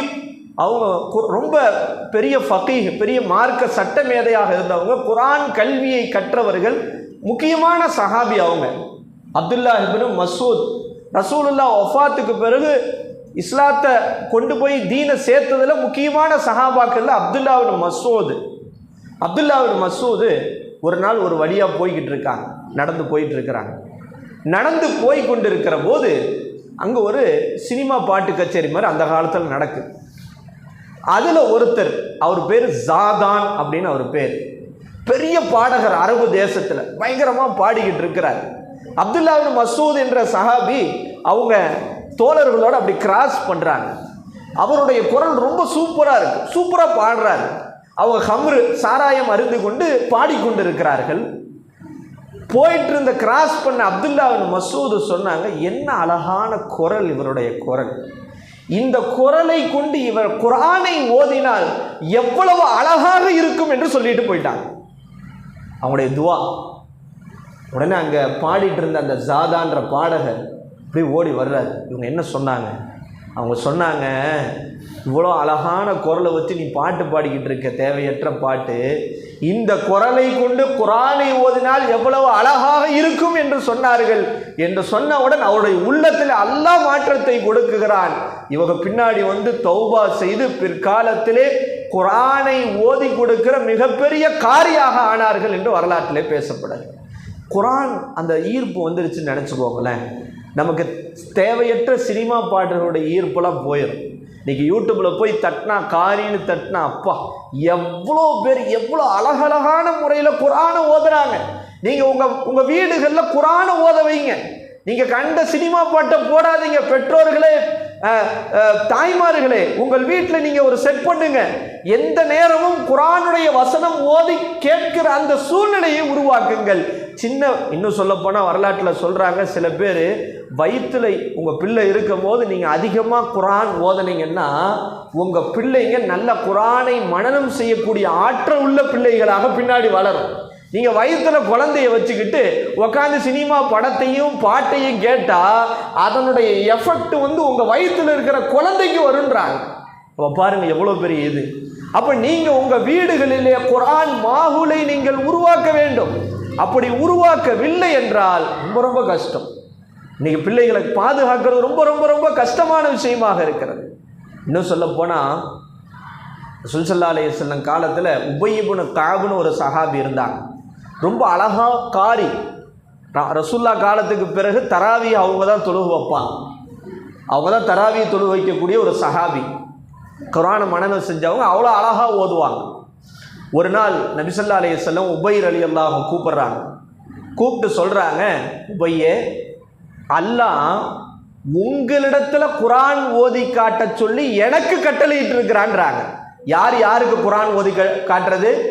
ரசூலுல்லாஹ் உபய் இப்னு கஅபுக்கு குர்ஆன் ஓதி காட்ட சொல்லி உபய் இப்னு கஅபிடத்திலே அல்லாஹ் எனக்கு கட்டளையிட்டு இருக்கிறான் என்று நபி அவர்கள் சொன்னபோது உபை ரலியல்லாஹு சொன்னார்கள், அல்லாஹ் என் பேரை சொன்னானா, ஏன்ட்ட ஓதி காட்ட சொன்னானா என்று கேட்டபோது நபி ஸல்லல்லாஹு அலைஹி வஸல்லம் சொன்னாங்க, ஆமாம், அல்லாஹ் உங்களிடத்திலே தான் ஓதி காட்ட சொன்னான் என்று சொன்னபோது உபய் இப்னு கஅப் ரலியல்லாஹு அன்ஹு அவர்கள் அழுதார்கள் என்று வரலாற்றிலே பதிவு செய்யப்படுகிறது. அப்போ எந்த அளவுக்கு குர்ஆனுடைய ஈர்ப்பாக சஹாபாக்கள் இருந்திருக்கிறாங்க, அடுத்த கட்டத்தில் உள்ளவர்கள் இருந்திருக்கிறார்கள். அப்போ நாம நம்முடைய பிள்ளைகளை குர்ஆனை நன்கு முதல்ல ஓத கற்றுக் கொடுக்கணும். பார்த்தாவது ஓத கற்றுக் கொடுக்கணும். என்னங்க ஹஸ்ரத் நீங்கள் மனனம் செய்கிறத பற்றி சொல்லிக்கிட்டு இருக்கீங்க, முதல்ல பார்த்து ஓத கொடுக்கறதே மிகப்பெரிய விஷயமாக இருக்குதே. பார்த்து ஓத கற்றுக் கொடுக்கறதே மிகப்பெரிய விஷயமாக இருக்கிறது இன்றைக்கு. ஏன்னா அவ்வளோ நீ ஏபிசிடி சொல்கிறான், ஐ சொல்கிறாங்க, ஆனால் அலிபேத்தை சொன்னால் அவனுக்கு ரொம்ப கஷ்டமாக இருக்குது. அதற்குண்டான மாஹூலை ஏற்படுத்துறது இல்லை, மதரசாக்களுக்கு அனுப்புறது இல்லை. புள்ள பாவம் தூங்கட்டும்னு ஆரம்பத்தில் அசால்ட்டாக விட்டுறாங்க. வாரத்தில் ஒரு நாளைக்கு வர்றது மக்தபுக்கு, 2 நாளைக்கு வர்றது, மீதி 4 நாள் வராமல் போயிடுறது. அப்புறம் எப்படி உன் புள்ள குர்ஆனை தொடங்குவான்? இன்னைக்கு பேரண்ட்ஸுடைய பிரச்சனையே அதுதான். மக்தபுக்கு அனுப்புகிறாங்க, தொடர்ச்சியாக கண்டினியூவாக அனுப்புறது இல்லை. இங்கே உஸ்தாத்மார்களுக்கு என்ன பிரச்சனை வருதுன்னா, இவன் கண்டினியூவாக வந்தால் தான் கரெக்டாக இவனை முடிக்க வைக்க முடியும். இவங்க கண்டினியூவாக வர்றதில்லை. ஆனால் கேட்குற கேள்வி மட்டும் பயங்கரமாக இருக்குது. என்ன ஆச்சரித்து, எவ்வளோ காலம் தான் என் பையன் எஸ்எல் குர்ஆன்லேயே உட்காந்துருப்பான், எப்போ தான் குர்ஆன் வருவான்? போய் அட்டனன்ஸை பார்த்தா அப்படின்னா இவன் ஆடிக்கு அம்மாவாசைக்கு வந்துக்கிட்டு இருக்கிற மாதிரி இருக்கும். இவங்க என்ன செய்கிறாங்கன்னா, மதரசாவுக்கு அமிச்சதோடு நம்ம கடமை முடிஞ்சிச்சு, அவங்க உஸ்தாது அவங்களாவது அப்படின்னு நினைக்கிறாங்க. அப்படி இருந்தா ஏங்க, ஸ்கூல் பாடத்திலேயே வீட்டு பாடம்னு ஒன்று இருக்குல்ல, ஹோம்ஒர்க்குன்னு ஒன்று இருக்குல்ல. என்னத்தான் ஸ்கூலில் தான் அவன் பெரிய முக்கியமான நேரங்களில் இருக்கிறான், காலையிலேருந்து சாயங்காலம் வரைக்கும் இருக்கிறான், அப்புறம் எதுக்கு ஹோம்ஒர்க் கொடுக்குறாங்க? என்னத்தான் காலையிலேருந்து சாயங்காலம் வரைக்கும் அவன் ஸ்கூலில் படித்தாலும் அவனுக்கு ஹோம்ஒர்க்குன்னு ஒன்று இருக்குது. காரணம், அந்த தொடர்பு கண்டினியூட்டி வேணும். அப்போ இவங்க நம்ம பெற்றோர்கள் என்ன செய்கிறாங்கன்னா, மதரசால ஓதனதோடு சரி, அடுத்த நாள் மதரசாவுக்கு மறுபடியும் போகும்போது தான் அந்த கிதாபை எடுக்கிறான். அதுவும் எங்கே இருக்குது ஏது இருக்குன்னு தேடி, இதில் 2-3 நாள் ஆச்சுன்னா அது எங்கேயா போய் விழுந்துடும். இப்படி இருக்கிற நிலைமையில் நம்ம பிள்ளை எப்படி வருவான், எப்படி குர்ஆன் ஓத அந்த அமைப்பில் வரும்? அப்போ என்ன செய்யணும்? மதரசாவில் இன்னைக்கு என்ன ஓதி கொடுத்தாங்க, நீ என்ன பாடம் ஓதன, வீட்டில் அதை நீ ஓத வைக்கணும். பேரண்ட்ஸாக இருக்கிறவங்க, பெற்றோர்களாக இருக்கிறவங்க அதை ஓத வைக்கணும். இன்னைக்கு இத்தனை 2 லைன் பாடமா, குர்ஆனில் ஒரு பக்கம் பாடமா, பெற்றோர்கள் என்ன செய்யணும்? அன்னைக்கு என்ன பாடமோ அதை கேட்டுவிட்டு வீட்டில் அவங்க அந்த பாடத்தை கேட்கணும். இன்னைக்கு எங்கள் வீட்டில் அடி உழுகுது, என் பையன் யூகேஜி தான் படிக்கிறான், அந்த மிதி உழுகுது, அடி உழுகுது. என்னென்னா பிரச்சனை தான். அங்கே என்ன பாடம் சொல்லியிருக்காங்க ஃபாலோ பண்ணுறாங்க. அப்படி ஃபாலோ பண்ணும் போது தான் அந்த பிள்ளைக்கு ஒரு மாற்றம் உருவாகுது. நம்ம நல்லா குர்ஆன் ஓதணும், ஆர்வம் உருவாகுது. இன்னும் கிஃப்ட் கொடுக்கணும். நம்ம மதரசாவில் நம்ம மக்தபில் சேர்த்துட்டு நம்ம கடமை முடிஞ்சிருச்சு, நம்ம பிள்ளை என்ன செய்வான், குர்ஆன் ஓதிடுவான்னு நம்ம ஒதுங்கினா நம்ம பிள்ளை கியாமத்தானாலும் குர்ஆன் ஓத மாட்டான். அப்போ பேரண்ட்ஸும் வீடுகளில் அதற்கான முயற்சி எடுக்கணும். ரசூல் ஸல்லல்லாஹு அலைஹி வஸல்லம் அவர்கள் சொன்னார்கள், ஒரு அற்புதமான ஹதீஸ், மன் அல்லம இப்னஹு, எந்த பெற்றோர் தன் பிள்ளைக்கு குர்ஆனை பார்த்து ஓத கற்றுக் கொடுக்கிறாரோ, குர்ஆனை பார்த்து ஓத கற்றுக் கொடுக்கிறாரோ, அல்லாஹு தஆலா அந்த பெற்றோர் செய்த முன் பாவங்கள் அனைத்தையும் மன்னிக்கப்பட்டு விடுகிறது என்று நபி ஸல்லல்லாஹு அலைஹி வஸல்லம் சொன்னார். அவருடைய முன்பின் பாவங்கள் மன்னிக்கப்பட்டு விடுகிறதா? இங்கே நல்லா கவனிக்கணும். இங்கே ரசூலுல்லாஹ் என்ன சொல்கிறாங்க, எந்த பெற்றோர் தன் பிள்ளைக்கு குர்ஆனை கற்றுக் கொடுக்கிறாரோ, கற்றுக் கொடுக்க மதரசாவுக்கு அமிச்சாருன்ற சொல்லலை. அப்ப என்ன அர்த்தம் இந்த ஹதீஸ்ல? அந்த பிள்ளையை தகுந்த இடத்திற்கு அனுப்பவும் வேண்டும், அந்த பிள்ளை குர்ஆனை ஓதுவதற்கு அந்த பெற்றோரும் தன் பங்குக்கு ஆசிரியராக முயற்சி செய்ய வேண்டும். அப்பதான் இன்னைக்கு குர்ஆன் ஓதும். இன்னைக்கு இருக்கிற டைவர்ஷன்லாம் வீட்டில் ஸ்கூலில் அவ்வளோ ஹோம்ஒர்க் கொடுத்துட்றாங்க. இந்த இப்போ தான் எல்கேஜி போகிற மாதிரி தெரியுது, அவனுக்கு அவ்வளோ ஹோம்ஒர்க்கு. மேக்ஸ் எழுதணுன்றான், ஜிகே எழுதணுன்றான், சயின்ஸ் எழுதணுன்றான், ட்ரா பண்ணுன்றான், எக்ஸ்ட்ரா கரிக்குலர் ஆக்டிவிட்டிஸ்ன்றாங்க. எப்பப்பா இதுக்கு நடுவில் நம்ம பிள்ளை குர்ஆன் ஓதுறதுன்னு இருக்கிறது மிகப்பெரிய குதிரை கும்பான விஷயம். அப்போ நபி ஸல்லல்லாஹு அலைஹி வஸல்லம் சொன்ன மாதிரி யார் தன் பிள்ளைக்கு குர்ஆனை பார்த்து ஓத கற்றுக் கொடுக்கிறாரோ அவருடைய அந்த பெற்றோருடைய முன்பின் பாவங்கள் மன்னிக்கப்படும் என்றார்கள் நபி ஸல்லல்லாஹு அலைஹி வஸல்லம். அல்லாஹ் நம்முடைய பெற்றோருடைய முன்பின் பாவங்களை அல்லாஹ் மன்னித்து அருள் புரிவானாக. அடுத்த நபி ஸல்லல்லாஹு அலைஹி வஸல்லம் சொன்னாங்க, யார் தன்னுடைய பிள்ளையை குர்ஆனை மனனம் செய்ய வைக்கிறாரோ, குர்ஆனை சின்ன சின்ன சூறாக்களை நம்ம தான் இப்போ மதரசாவில் என்ன செய்கிறாங்க, குல்ஹுவல்லாஹுலேருந்து வல்லுஹா வரைக்கும் என்ன செய்கிறாங்க, மனனம் செய்ய வைக்கிறாங்க. அதை என்னப்பா நீ என்ன மதரசாவில் என்ன மனனம் செஞ்சு 5 கலிமா என்ன, பேரண்ட்ஸ் வீட்டில் பெற்றோர்களாகிய நீங்கள் என்ன செய்யணும், அந்த பாடத்தை கேட்கணும். ஒருவேளை மதரசாவில் மனனம் செய்ய வைக்கலைன்னா நீங்கள் மதரசாவில் என்னென்ன அணுகணும், என்ன உஸ்தாத் இந்த மாதிரி இவனுக்கு வந்து இத்தனை சூறா தான் தெரியுது, நீங்கள் சொல்லி கொடுங்க, நான் வீட்லேயும் சொல்லி கொடுக்குறேன் அப்படின்னு சொல்லும் போது இந்த டபுள் கம்யூனிகேஷனில் பிள்ளை நல்லா வருவான், நல்ல சிறப்பாக வருவான். நபி ஸல்லல்லாஹு அலைஹி வஸல்லம் சொன்னாங்க, யார் எந்த பெற்றோர் தன் பிள்ளைக்கு குர்ஆனை மனனம் செய்ய வைக்கிறாரோ பாஸஹுல்லாஹு யௌமல் கியாமத்தி அலா சூரத்தில் கமர், 14ஆம் பிறை நிலவு எப்படி வெளிச்சமாக இருக்கிறதோ தன் பிள்ளையை குர்ஆன் மனனம் செய்ய வைத்த கற்றுக் கொடுத்த அந்த பெற்றோர் நாளைக்கு அல்லாஹ் கபூரிலிருந்து மறுமையில எழுப்பப்படும் போது 14ஆம் பிறை பிரகாசத்தை போன்று அவர்கள் பிரகாசிப்பார்கள். அல்லாஹ் தஆலா அப்படிப்பட்ட பெற்றோர்களாக அல்லாஹ் நம்மை ஆக்கி அருள் புரிவானாக. நாளைக்கு மறுமையில ரசூலுல்லாஹ் அந்த ஹதீஸ்ல தொடர்ந்து சொல்றாங்க, அந்த பிள்ளையை அல்லாஹ் தஆலா ஒரு மேடை மாதிரி அமைச்சு ஓத சொல்வானாம். இங்கே ஸ்டேஜ்லலாம் ஓதுறாங்க. அல்லாஹ் நாளைக்கு மறுமையில் சொர்க்கத்தில் ஒரு ஸ்டேஜ் அமைச்சு அந்த பிள்ளைய அதனோட பிள்ளைய ஓத வைப்பாரு, ஓது குர்ஆனை ஓது. இவர் ஓத ஓத ஓத ஓத இவருடைய தாய் தந்தையர்களுக்கு அல்லாஹ் அந்தஸ்தை உயர்த்தி கொண்டே இருக்கிறார். இவர் முழு குர்ஆனையும் ஓதுவாராம், இவர்களுடைய தாய் தந்தையர்களுடைய அந்தஸ்து அவ்வளோ அதிகமாக அல்லாஹ் உயர்த்தி விடுவான் என்று நபி ஸல்லல்லாஹு அலைஹி வஸல்லம் ஹதீஸிலே சொல்கிற செய்தியை பார்க்கிற போது நம்ம பிள்ளைகளை குர்ஆன் விஷயத்தில் எவ்வளோ கவனப்படுத்த வேண்டி இருக்கிறது. இன்னும் ஹதீஸிலே வருகிறது, நாளைக்கு மறுமையிலே அல்லாஹு தஆலா இந்த தாய் தந்தையர்களுக்கு ஒரு சொர்க்கத்துடைய ட்ரெஸ் அல்லாஹ் போட்டு விடுவான். இன்னைக்கு பேரண்ட்ஸை லைட்டாக கண்ணியப்படுத்தும் போது அவ்வளோ சந்தோஷப்படுறாங்க. ஸ்கூலில் பையன் ஒரு போட்டியில் கலந்து ஜெயிச்சுட்டான், ஒரு பேரண்ட்ஸ் மீட்டிங் வந்து என் பிள்ளை இவர் தான் இது மாதிரி ப்ரைஸ் வாங்கிட்டான்னா அவ்வளோ சந்தோஷம். 10th மார்க் வாங்கிட்டா சந்தோஷம், 11th மார்க் வாங்கிட்டா சந்தோஷம். உலகத்தில் என் பிள்ளைய பெத்தெடுத்ததனுடைய அந்த இதுவே தீர்ந்துருச்சுன்ற மாதிரி சந்தோஷப்படுகிறோம். ஆனால் நபி ஸல்லல்லாஹு அலைஹி வஸல்லம் சொன்னாங்க, நாளைக்கு மறுமையிலே பெற்றோர்களுக்கு சொர்க்கத்தின் ஆடை அணிவிக்கப்படுமா, சொர்க்கத்துடைய ட்ரெஸ். அது எப்படி இருக்கும்? சொர்க்கத்துடைய விஷயத்தை நம்ம நினைச்சு பார்க்க முடியுமா? எந்த கண்களும் பார்த்திடாத, எந்த காதுகளும் கேள்விப்பட்டிடாத, எந்த உள்ளமும் சிந்தித்து பார்த்திடாதது சொர்க்கம் என்றார்கள் நபி ஸல்லல்லாஹு அலைஹி வஸல்லம். அந்த சொர்க்கத்துடைய ட்ரெஸ்ஸு இந்த தாய் தந்தையர்களுக்கு போடப்படுமா? அப்போ அந்த பெற்றோர்கள் கேட்பாங்களாம், எல்லாம் எதுக்கு எங்களுக்கு போய் இந்த ட்ரெஸ்ஸு, நாங்கள் என்ன அமல் செஞ்சோம், எங்களுக்கு எதுக்கு இந்த ட்ரெஸ்ஸு என்று கேட்கிற போது அப்போது அல்லாஹ்விடத்திலிருந்து பதில் வருமாம், உங்கள் பிள்ளைகளுக்கு நீங்கள் குர்ஆனை கற்றுக் கொடுத்ததால் அல்லாஹ் உங்களை கண்ணியப்படுத்துவதற்காக சொர்க்கத்தின் ஆடையை உங்களுக்கு அணிவிக்க சொல்லி கட்டளையிட்டிருக்கிறான் என்று அங்கு பதில் வருமாம். எவ்வளவு பெரிய அந்தஸ்து பாரு. குர்ஆனை ஓத கற்றுக் கொடுத்த அந்த பெற்றோர்களுக்கு நாளைக்கு மறுமையில் அல்லாஹ் சொர்க்கத்தின் ஆடையை அணிவிக்கிறான் என்றால் அது எவ்வளோ பெரிய பாக்கியம் என்பதை நாம் யோசிக்க வேண்டும்.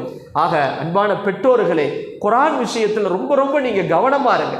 மார்க்க கல்வியினுடைய விஷயத்தில் ரொம்ப ரொம்ப நீங்கள் பிடிப்பாருங்க. நீங்கள் பிடிப்பாக இல்லாத பட்சத்திலே உங்களுடைய பிள்ளைகள் வழி மாறி போய்விடும். அதுலேயும் பெண் பிள்ளைகள் ஈமானிய உறுதியோடு வளருங்கள். நீங்கள் எங்கே வேணால் அனுப்புறீங்க, காலேஜுக்கு அனுப்புறீங்க, அங்கங்கே அனுப்புறீங்க, அது மேட்ரு கிடையாது. உள்ளத்தில் ஈட்டி முனையிலும் நான் ஈமானை இழக்க மாட்டேன் என்கிற அந்த ஈமானிய உறுதி வேண்டும். நபி ஸல்லல்லாஹு அலைஹி வஸல்லம் அவர்கள் மேராஜுக்கு செல்கிற போது, ஹதீஸில் வருகிறது, மேராஜுக்கு செல்கிற போது ரசூல் ஸல்லல்லாஹு அலைஹி வஸல்லத்திற்கு ஒரு நறுமண வாசனை தெரியுது. பயங்கரமான நல்ல ஸ்மெல், நறுமண வாசனை. நபி ஸல்லல்லாஹு அலைஹி வஸல்லம் கேட்குறாங்க, இது யாருடைய நறுமணம், என்ன பயங்கரமான நறுமணம் வீசுகிறதே என்று சொன்னபோது அங்கே சொல்லப்பட்டதாம், ஃபிரௌனுடைய சபையிலே மாஷிதா என்கிற ஒரு பெண் இருந்தார். அந்த பெண்ணும், தலை சீவக்கூடிய அந்த பெண்ணும் அவர்களுடைய பிள்ளைகளும் சொர்க்கத்திலிருந்து அவர்கள் மூலமாக வரக்கூடிய வாசனை என் நபி அவர்களுக்கு சொல்லப்பட்டதாம். அப்படி ஃபிரௌனுடைய அரசவையில் இருந்து அந்த சீப்பு தலை சீவக்கூடிய மாஷிதா என்கிற பெண்மணி என்ன செய்தார்கள்? தப்சீர்களிலே வருகிறது, ஃபிரௌனுடைய அரசவையில் அவனுடைய மகளுக்கு இவங்க தலை சீவி விடுறாங்க. மகளுக்கு தலை சீவி விடுறாங்க. ஒரு நாள் தலை சீவி கொண்டிருக்கிற போது சீப்பு கீழே விழுந்துருது. கீழே விழுந்தோன்னே பிஸ்மில்லான்னு சொல்லி எடுத்துடுறாங்க.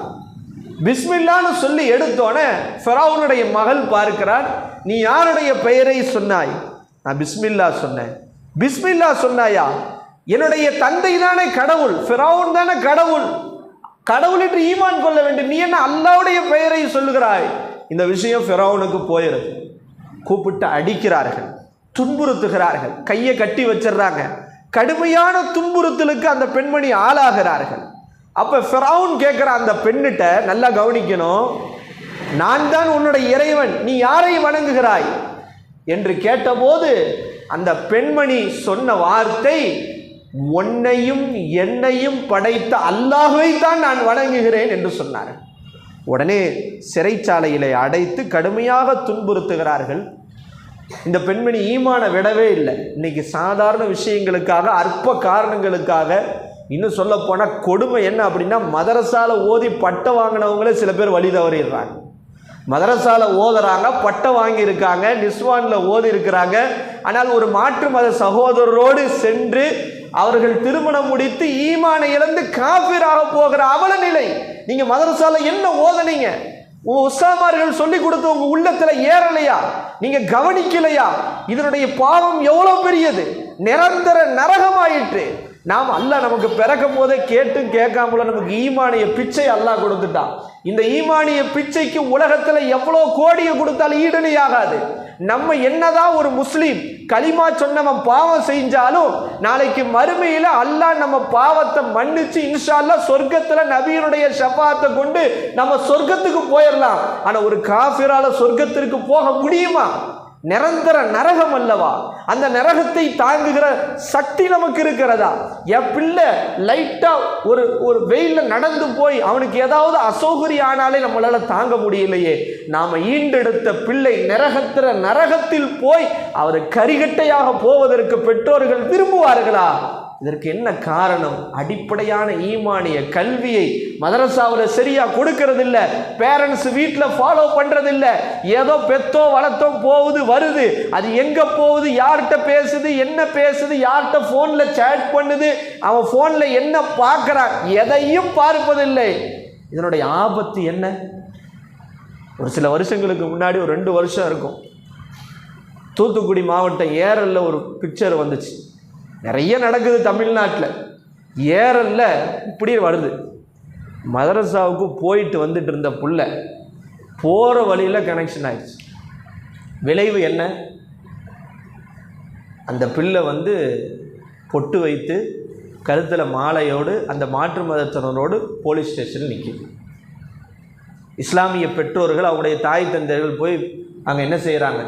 போலீஸில் போய் நிற்கிறாங்க, கதறாங்க, ஏம்மா வந்துரு, எனக்கு இவர் தான் வேணும், நீங்கள் வேணாம், இவர் தான் வேணும். ஆனால் இத்தனைக்கும் மதரசாவில் ஓதிய பிள்ளை, நிஸ்வானிலே ஓதி கொண்டிருந்த பிள்ளை. எதற்கு சொல்ல வருகிறேன் என்றால், நம்முடைய உள்ளத்தில் பெற்றோர்களாகிய மதரசா மட்டும் இதுக்கு காரணம் அல்ல. பெற்றோர்கள் உங்கள் வீடுகளில் உங்கள் பிள்ளை எப்படி இருக்கிறார், எப்படி பழகிறார், யாரோடு பேசுகிறார், யாரோடு நட்பு கொள்கிறார், யாரிடத்துல சேட் பண்றார், என்ன ஆப் யூஸ் பண்றார், எல்லாத்தையும் கவனிக்கணும். என் புள்ள அவுளியா அப்படி நீங்க நம்பினீங்கன்னா கடைசி தலையில துண்டை போட வேண்டியதான். பேரண்ட்ஸ் செய்யற தப்பு, என் புள்ளலாம் தப்பு செய்ய மாட்டான் சார், என்ன இப்படி சொல்றீங்க, என் புள்ள எவ்வளோ வல்லவன் நல்லவன் நாளும் தெரிஞ்சவன்றாங்க. அவன் தான் பிரச்சனையை எழுதிட்டு வரான். பேரண்ட்ஸ் பிள்ளைகளை நம்ப கூடாது, அதற்காக சந்தேகப்பட வேண்டும் என்று சொல்லவில்லை. கவனியுங்கள், பண்படுத்துங்கள், அவனுக்கு ஒழுக்கத்தை கற்பியுங்கள், நல்லது கெட்டதை எடுத்து சொல்லிக்கொண்டே இருங்கள். எல்லா நிலையிலேயும் அவனுக்கு கூடயே நீங்கள் பயணியுங்கள். இன்னைக்கு ஈமான ஒரு காலம் ஒரு நபி அவர்கள் சொன்னார்கள், அதாவது ஒரு கையில் நெருப்பு கட்டியை வைத்திருப்பதை போன்றுதான் ஈமானை உன் உள்ளத்தில் வைத்திருப்பது என்றார்கள். அந்த மாதிரி காலத்தில் தான் நம்ம இருக்கிறோம். அந்த மாதிரி எந்த நேரத்தில் என்ன நடக்கும், எப்படி டைவர்ட் ஆகும் எதுவும் சொல்ல முடியல. இன்ஸ்டாகிராம் அவ்வளோ மோசமாக இருக்கு. அல்லாஹ் அக்பர், அல்லாஹ். இன்ஸ்டாகிராம்னு ஒன்று இருக்குது ஃபேஸ்புக்கு அடுத்து. பெற்றோர்கள் நீங்கள் தெரிஞ்சுக்கணும், ஹஜ்ரத் எதுக்கு பயானில் சொல்கிறாங்க, நீங்கள் இன்னும் வெள்ளந்தியாக இருக்கீங்க பெற்றோர்கள். நீங்கள் என்ன நினச்சிட்டு இருக்கீங்கன்னா உலகம் தெரியாமல் இருக்கீங்க. உங்கள் பிள்ளைங்க எங்கேயோ போய்கிட்டு இருக்கிறாங்க, வளர்ந்துட்டாங்க, அவங்க டெக்னாலஜிலாம் உங்களை தாண்டி போய்கிட்டு இருக்கு. நீங்கள் இன்னும் பழைய காலத்திலே இருக்கீங்க. நீங்கள் கொஞ்சம் புதுசாகுங்க, லேட்டஸ்ட் மாடலுக்கு வாங்க. உன் பிள்ளை என்ன ஆப் யூஸ் பண்ணுறான், இன்ஸ்டாவில் போனால் எத்தனையோ பிள்ளைங்க புர்கா அணிந்து டான்ஸ் ஆடுறவங்க எவ்வளோ பேர் இருக்கிறாங்க. அதில் ஒரு லைக்கு, அதில் ஒரு கமாண்டு, அதாவது புர்கா போட்டுட்டு கண்ட வீடியோ, அவங்களுடைய டான்ஸ் வீடியோ, அந்த வீடியோ இந்த வீடியோ, இதில் விளாகுன்னு ஒன்று ஆரம்பிக்கிறாங்க. அவன் காலைல எஞ்சி பாத்ரூம் போய் பல்லு விளக்கினதுல நைட்டு தூங்குற வரைக்கும் வீடியோ போடுறாங்க. யாருன்னா முஸ்லீம் பெண் புர்கா போட்டுட்டு வீட்டில் நடக்கிற அமுட்டு காரியத்தையும் போடுறாங்க. என்ன கொடுமை இது. காலைல எந்திரிச்சேன், பல்லு விளக்கினேன், காலையில் இந்த டிஃபன் செஞ்சேன், என் பிள்ளைய கணவரை வீட்டுக்கு இதுக்கு அமிச்சேன், இதுக்கு ஒரு லைக்கு, இதுக்கு ஒரு கமெண்ட், இதுக்கு சப்ஸ்கிரைபரு, இதுக்கு ஒரு வருமானம். என்ன மொத்தம் இஸ்லாமிய பேரை வச்சுக்கிட்டு குழந்தை பிறக்கிற வரைக்கும் எல்லாத்தையும் காமிச்சுக்கிட்டான், எல்லா வீடியோவும் போடுறான். அவன் என்னதான் மனுஷன். இதில் வேற கிண்டல், இஸ்லாமிய சட்டத்திட்டங்களை கிண்டல் பண்ண வேற அவன் செய்யறான். இன்னைக்கு கொடுமை இப்படி ஒரு மோசமான நிலைமைக்கு போய்கொண்டு இருக்கிறது. எதற்கு சொல்ல வருகிறோம் என்றால், பெற்றோர்களாகி நீங்கள் உங்கள் பிள்ளைகள் ஒரு அமானிதம். நபி ஸல்லல்லாஹு அலைஹி வஸல்லம் சொன்னாங்க, குல்லுக்கும் ராயின் வ குல்லுக்கும் மஸ்ஊலுன் ரஅய்யத்திஹி, நீங்கள் ஒவ்வொருவரும் பொறுப்புதாரிகள், உங்களுடைய பொறுப்பை பற்றி அல்லாஹ்விடத்திலே கேட்கப்படுவீர்கள். உங்கள் பிள்ளைகள் உங்களுக்கு அமானிதம். எத்தனையோ பேருக்கு பிள்ளை செல்வமே இல்லாம கஷ்டப்படுறாங்க. அல்லாஹ் உங்களுக்கு பிள்ளையை கொடுத்திருக்கிறான், அந்த பிள்ளை உங்களுடைய அமானிதம். அந்த அமானிதத்தை பற்றி நீங்கள் அல்லாஹ்விடத்திலே கேள்வி கேட்கப்படுவீர்கள் என்று நபி ஸல்லல்லாஹு அலைஹி வஸல்லம் சொன்னாங்க. மாஷித்தா அந்த பெண்மணி எந்த அளவுக்கு பாருங்க, கையை கட்டி போட்டுட்டாங்க, கொடுமைப்படுத்துறாங்க, அடிக்கிறாங்க, ரத்தம் வருது, நான் ஈமான விடமாட்டேன்றாங்க. ஒரு கட்டத்தில் என்ன ஆயிடுச்சுன்னா, அவங்களுடைய பிள்ளைகள் சின்ன சின்ன குழந்தைங்க, அவங்கள இந்த பெண்மணி கண்ணு முன்னாடி கொண்டாவது இந்த அம்மா ஈமான விடுமான்னு ஃபிரௌன் யோசிக்கிறான். முதல்ல அவங்களுடைய பெரிய பிள்ளையை கொண்டு வர்றான். கொண்டு வந்து ஈமான விட்டு, இல்லைன்னா உன் முன்னாடியே அறுத்து கொன்றுவேன்.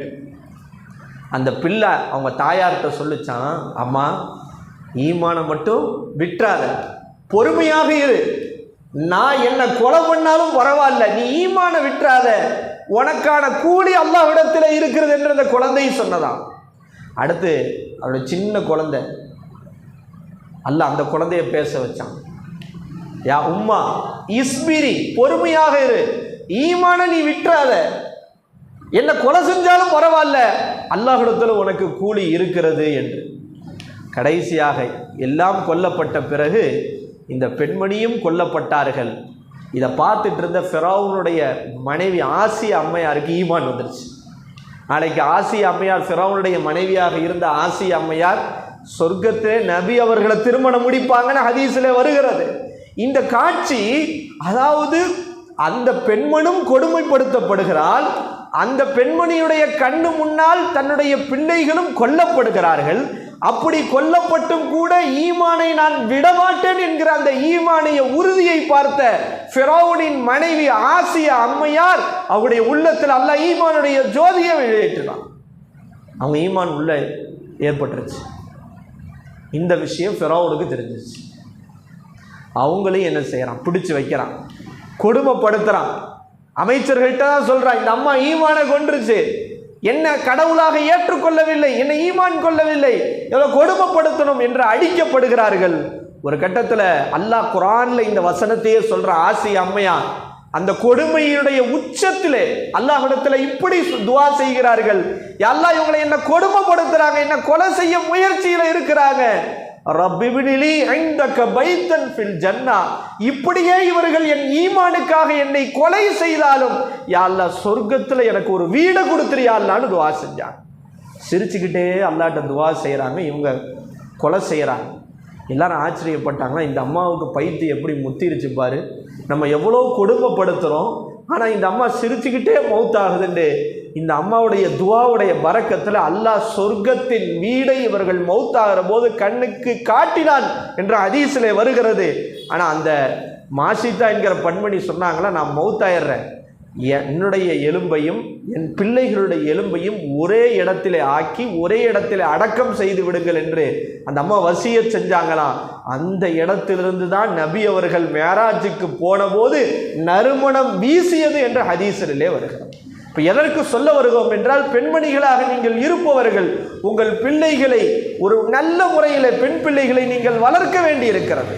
நபி ஸல்லல்லாஹு அலைஹி வஸல்லம் இப்படி இந்த துஆவை குர்ஆன்ல அல்லாஹ் கற்றுக் கொடுத்துருக்கா. இது எங்கே வருதுன்றதை பார்த்து இந்த துஆவை நீங்கள் அடிக்கடி ஓதுங்க. என்ன துஆ? நல்லடியார்கள் இப்படி துஆ செய்வார்கள், ரப்பனா எங்களுடைய இறைவனே, ஹபுலனா எங்களுக்கு நீ கொடுப்பாயாக, மின் அஸ்வாஜினா எங்களுடைய மனைவிமார்களை, எங்களுடைய துணையை எங்களுக்கு நீ ஆக்குவாயாக, வ துர்ரியாத்தினா எங்களுடைய சந்ததிகளை எங்களுக்கு ஆக்குவாயாக, குர்ரத்த அயுனின் எங்களுக்கு கண் குளிர்ச்சியாக ஆக்குவாயாக. அல்லாஹு தஆலா நம்முடைய பிள்ளைகளையும் துணைவிமார்களையும் நம்முடைய சந்ததிகளையும் அல்லாஹ் நமக்கு கண் குளிர்ச்சியாக அல்லாஹு தஆலா ஆக்கி அருள் புரிவானாக. அல்லாஹ் கற்றுக் கொடுத்த துஆ, ரப்பனா ஹப்லனா மின் அஸ்வாஜினா வ துர்ரியாத்தினா குர்ரத்த அயுனி வஜஅல்னா லில் முத்தகீன இமாமா. அல்லாஹ் அற்புதமான இந்த துஆவை செய்யக்கூடியவனாக அல்லாஹ் ஆக்கி அருள் புரிவானாக. இன்னைக்கு இன்னொரு கொடுமை என்ன ஆயிடுச்சுன்னா, மதரசால ஓதுறாங்க, ஆனால் கல்யாணம் முடிச்சு கொடுத்தா உடனே தலாக் ஆயிடும். அவர் தலாக் கொடுக்குறாரோ இல்லையோ, இந்த அம்மா தலாக்கை கேட்டு வாங்கிட்டு வந்துருக்கு. எனக்கு ஸ்நாக்ஸு வாங்கி கொடுக்கல, எனக்கு இன்னைக்கு கொடுமை அப்படி ஆயிடுச்சு. எனக்கு வெளியே கூட்டு போக மாட்டுறாரு, எனக்கு சொகுசான ஏசி எங்கள் வீட்டில் இல்லை. அற்ப காரணங்களுக்காக பெண்களே இன்னைக்கு தன்னுடைய கணவன்மார்களிடத்தில் தலாக்கை கேட்டு பெறுகிற அவல நிலை ஹதீஸிலே வருகிறது. அல்லாவுக்கு அல்லாவுடைய கோபத்தை ஏற்படுத்தக்கூடிய ஹலால்ல ஒரு ஹலால் தலாக். அது ஹலால் தான், ஒரு கணவன் தலாக்கிடுவது ஹலால். ஆனால் அது அல்லாவுக்கு கோபத்தை ஏற்படுத்தக்கூடியது நபி ஸல்லல்லாஹு அலைஹி வஸல்லம் சொன்னாங்க. ஆனால் இந்த இடத்துல என்னன்னா, இன்னைக்கு ஒரே திருமணமாய் எத்தனையோ இன்னைக்கு கம்பத்தில் எல்லா ஊர்களையும் பார்க்குறோம், பிள்ளைங்க படித்து வர்றாங்க, டிகிரி முடிக்கிறாங்க, அங்கே படிக்கிறாங்க, இங்கே படிக்கிறாங்க, கல்யாணம் முடித்து கொடுத்தா ஒழுங்காக வாழ்கிறதில்ல. சின்ன சின்ன காரணங்களுக்கு வீட்டுக்கு ஹுது வாங்கிட்டு உட்காந்துடுறாங்க. நபி ஸல்லல்லாஹு அலைஹி வஸல்லம் இந்த ஹதீஸில் இப்படி சொன்னார்கள், ஐயுமா இம்ராத்தின் சாலத்து ஜௌஜஹா, எந்த ஒரு பெண் தன் கணவரிடத்திலே எந்த மார்க்க ரீதியான காரணம் இன்றி, மார்க்க ரீதியான எந்த காரணமும் இல்லாமல் அவர் தலாக்கை கேட்கிறாரோ, ஃபஹராமுன் அலைஹா ராயிஹத்துல் ஜன்னா, சொர்க்கத்தின் வாசனை அந்த பெண்ணின் மீது ஹராமாக்கப்படுகிறது என்று நபி ஸல்லல்லாஹு அலைஹி வஸல்லம் சொன்னாங்க. அல்லாஹ் நம்முடைய பெண்களை அதை விட்டு பாதுகாத்து அருள் புரிவானாக. எதுக்கு சொல்ல வரனா, கணிசமான தாய்மார்கள் இருக்கிறீங்க, நீங்கள் சின்ன வயசுலேருந்து உங்கள் பெண் பிள்ளைகளை நீங்கள் எத்தனையோ பார்க்குறோம். நம்ம கம்பத்தில் நிறைய படிக்க வைக்க ஆரம்பிச்சுட்டாங்க, மாஷா அல்லாஹ், அதில் தவறே கிடையாது. இன்றைக்கி பார்க்குற எல்லா காலேஜுக்கும் போகிறாங்க. காலை நேரத்தில் 8 மணிக்கு அப்படி போனோம் அப்படின்னா வண்டியில் எல்லா இடங்கள்லையும் மொய்தீன் பள்ளியாசல் கிட்ட ஒரு கூட்டம் நிற்கிறாங்க, அங்கிட்டு பார்த்தா கம்பமெட்டுக்கிட்ட ஒரு கூட்டம் நிற்கிறாங்க, கருத்தராவுத்தருக்கு போகிறாங்க, ஆதி செஞ்சுனரி காலேஜுக்கு போகிறாங்க, எல்லா காலேஜுகளுக்கு போகிறாங்க. அல்ஹம்துலில்லாஹ், எந்த தவறும் கிடையாது. ஆனால் அந்த உலக கல்வி என்பது மார்க்க கல்வி அற்றதாக ஆகிவிடக்கூடாது. அந்த உலக கல்வி என்பது இந்த உலகத்தில் நாங்கள் தான் பெரிய ஆளு, நாங்கள் தான் டாப்புன்னு சொல்லி போன இடங்களில் சரியாக வாழாமல் போய்விடக்கூடாது. அதுக்கு என்ன செய்யணும்? அடிப்படையாக நிஸ்வான் கல்வியை ஒழுங்குபடுத்தணும். நம்ம ஜமாலியால அவ்வளோ முயற்சி எடுக்கிறாங்க, ஆனால் சக்ஸஸ் ஆக முடியல, ஒத்துழைப்பு இல்லை. மதரசா ஆரம்பிக்கிறாங்க, ஸ்கூல் போகிற பிள்ளைங்க, காலேஜ் போகிறீங்க, சரியா அவங்களால டைம் கொடுக்க முடியல. இப்படிலாம் பல்வேறு விஷயங்கள் இருக்கிறது. ஆனால் இதுவெல்லாம் மாற்றப்பட வேண்டும். இதெல்லாம் கொடுக்கப்பட்டால்தான் எப்படி கணவன் வீட்டுக்கு போனால் எப்படி இருக்கணும், என்ன செய்யணும், எப்படி நடந்து கொள்ளணும், இதுவும் மார்க்க கல்வியில் வரக்கூடிய விஷயம். ஆண் பிள்ளைகளுக்கு ஒரு மாதிரின்னா பெண் பிள்ளைகளுக்கு ரொம்ப சொல்லிக் கொடுக்க வேண்டி இருக்கிறது. நீங்கள் நபி ஸல்லல்லாஹு அலைஹி வஸல்லம் சொன்னாங்க, ஒரு ஹதீஸில் இப்படி வருகிறது, கணவனுடைய விஷயத்தில் நல்லா அதுக்காக கவனிக்கணும். ஹராமான விஷயத்தில் கணவனுக்கு சப்போர்ட் பண்ணணும்னு அர்த்தம் கிடையாது. இன்றைக்கி எத்தனையோ பெண்கள் பார்க்கறோம், சினிமா தேட்டர்களுக்கு போகிறாங்க, என்ன செய்கிறாங்க, ஓதன புள்ள, மதரசாவில் ஓதன புள்ள தேட்டருக்கு போய் படம் பார்க்கறது எவ்வளோ ஹராமான விஷயம், அல்லாஹ்வுடைய சாபம் இறங்கக்கூடிய இடம். ஆனால் கல்யாணம் முடிச்சு கொடுத்தது எசகு புசகு கல்யாணம் முடிச்சு கொடுத்துட்றாங்க இந்த பேரண்ட்ஸ்.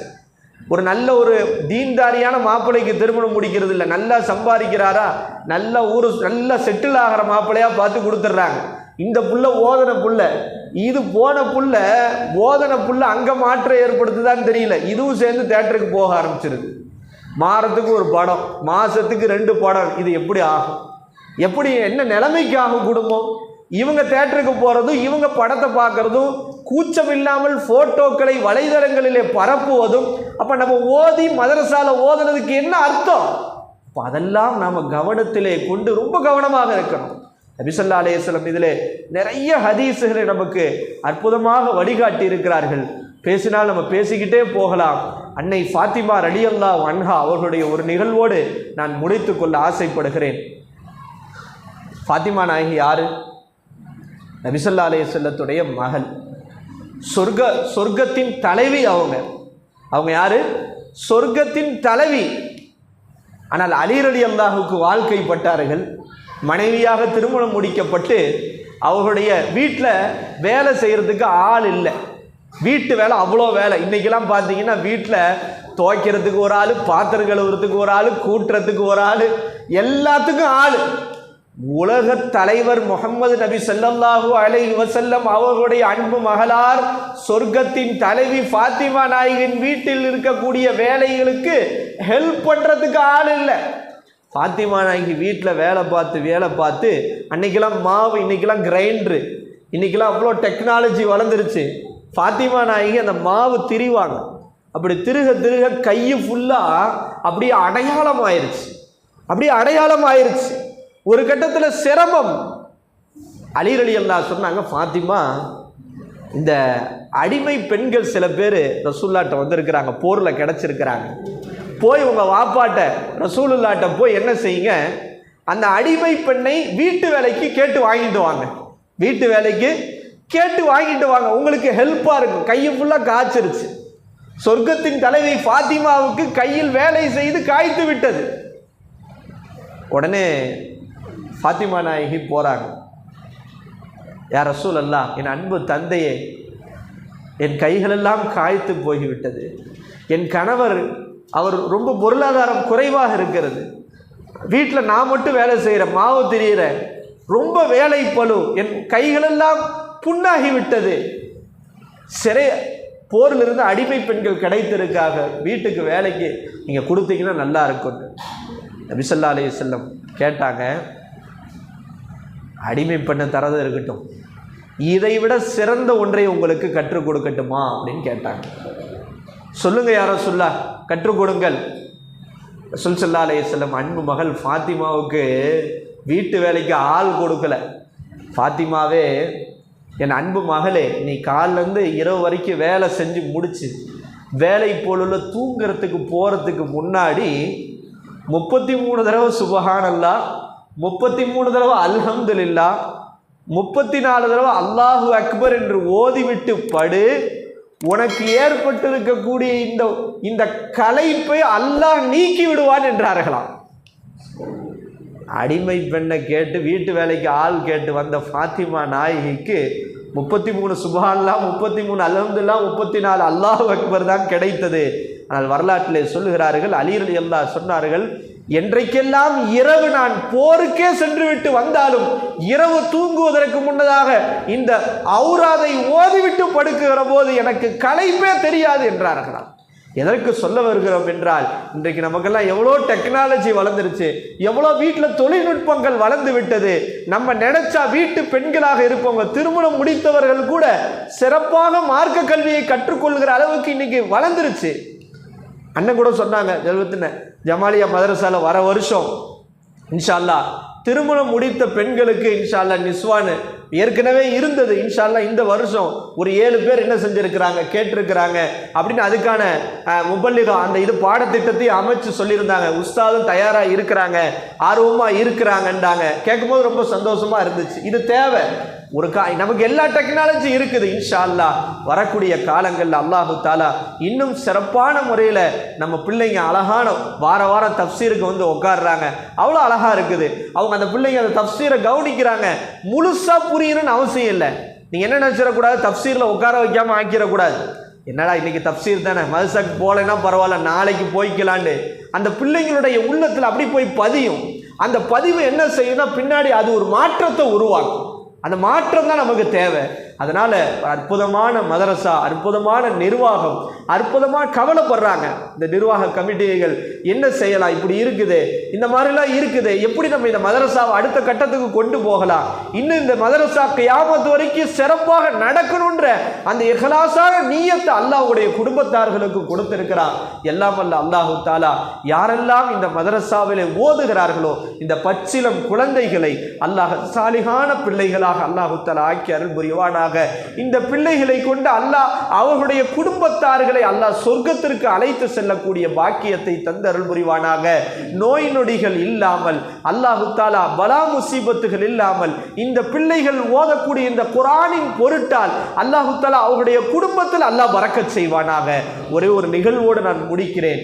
மூசா அலைஹிஸ்ஸலாம் அவர்கள் காலத்திலே மூசா அலைஹிஸ்ஸலாம் ஒரு கபிரிஸ்தான் வழியாக நடந்து செல்கிறார்கள். நடந்து செல்கிற போது அங்கு ஒரு கபராடி வேதனை செய்யப்பட்டு கொண்டிருக்கிறார். அந்த காலத்தில் நபிமார்களுக்கு கபரில் நடக்கக்கூடிய வேதனையை அல்லாஹ் காட்டினான். நமக்கெல்லாம் காட்ட நம்ம மௌத்தா போயிடுவோம். மூசா அலைஹிஸ்ஸலாம் போகிற போது அந்த கபரை பார்க்கிறார்கள். அந்த நபர் வேதனை செய்யப்பட்டு கொண்டிருக்கிறார். போயிட்டு மறுபடியும் அதே வரியில் வராங்க. அதே கபரில் இருக்கக்கூடிய நபர் அவருடைய கபர் வேதனை நீக்கப்பட்டு சொர்க்க பூஞ்சோலையாக இருக்கிறார். ஆச்சரியமாயிருச்சு. எல்லாம் போகும்போது பார்த்து அந்த கபராளி வேதனை செய்யப்பட்டு கொண்டிருந்தார். வரும்போது பார்க்கிறேன் அந்த கபர் சொர்க்க பூஞ்சலையாகி விட்டது. எப்படி மாறுச்சு? அல்லாஹு தஆலா சொன்னானாம், இந்த கபரில் இருக்கிறவர் எனக்கு மாறு செஞ்ச பாவி தான். ஆனால் அவர் மௌத்தாகும் போது அவருடைய மனைவியுடைய வயிற்றில் ஒரு குழந்தைய ஹம்லாக விட்டு சென்று விட்டார்.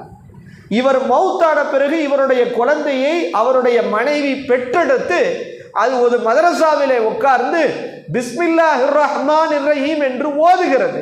பிஸ்மில்லாஹிர் ரஹ்மானிர் ரஹீம் என்று ஓதுகிற அந்த பிள்ளையுடைய தந்தை எனக்கு மாறு செய்திருந்தாலும் கூட அவரை கபரிலே வேதனை செய்வதற்கு நான் வெட்கப்படுகிறேன்.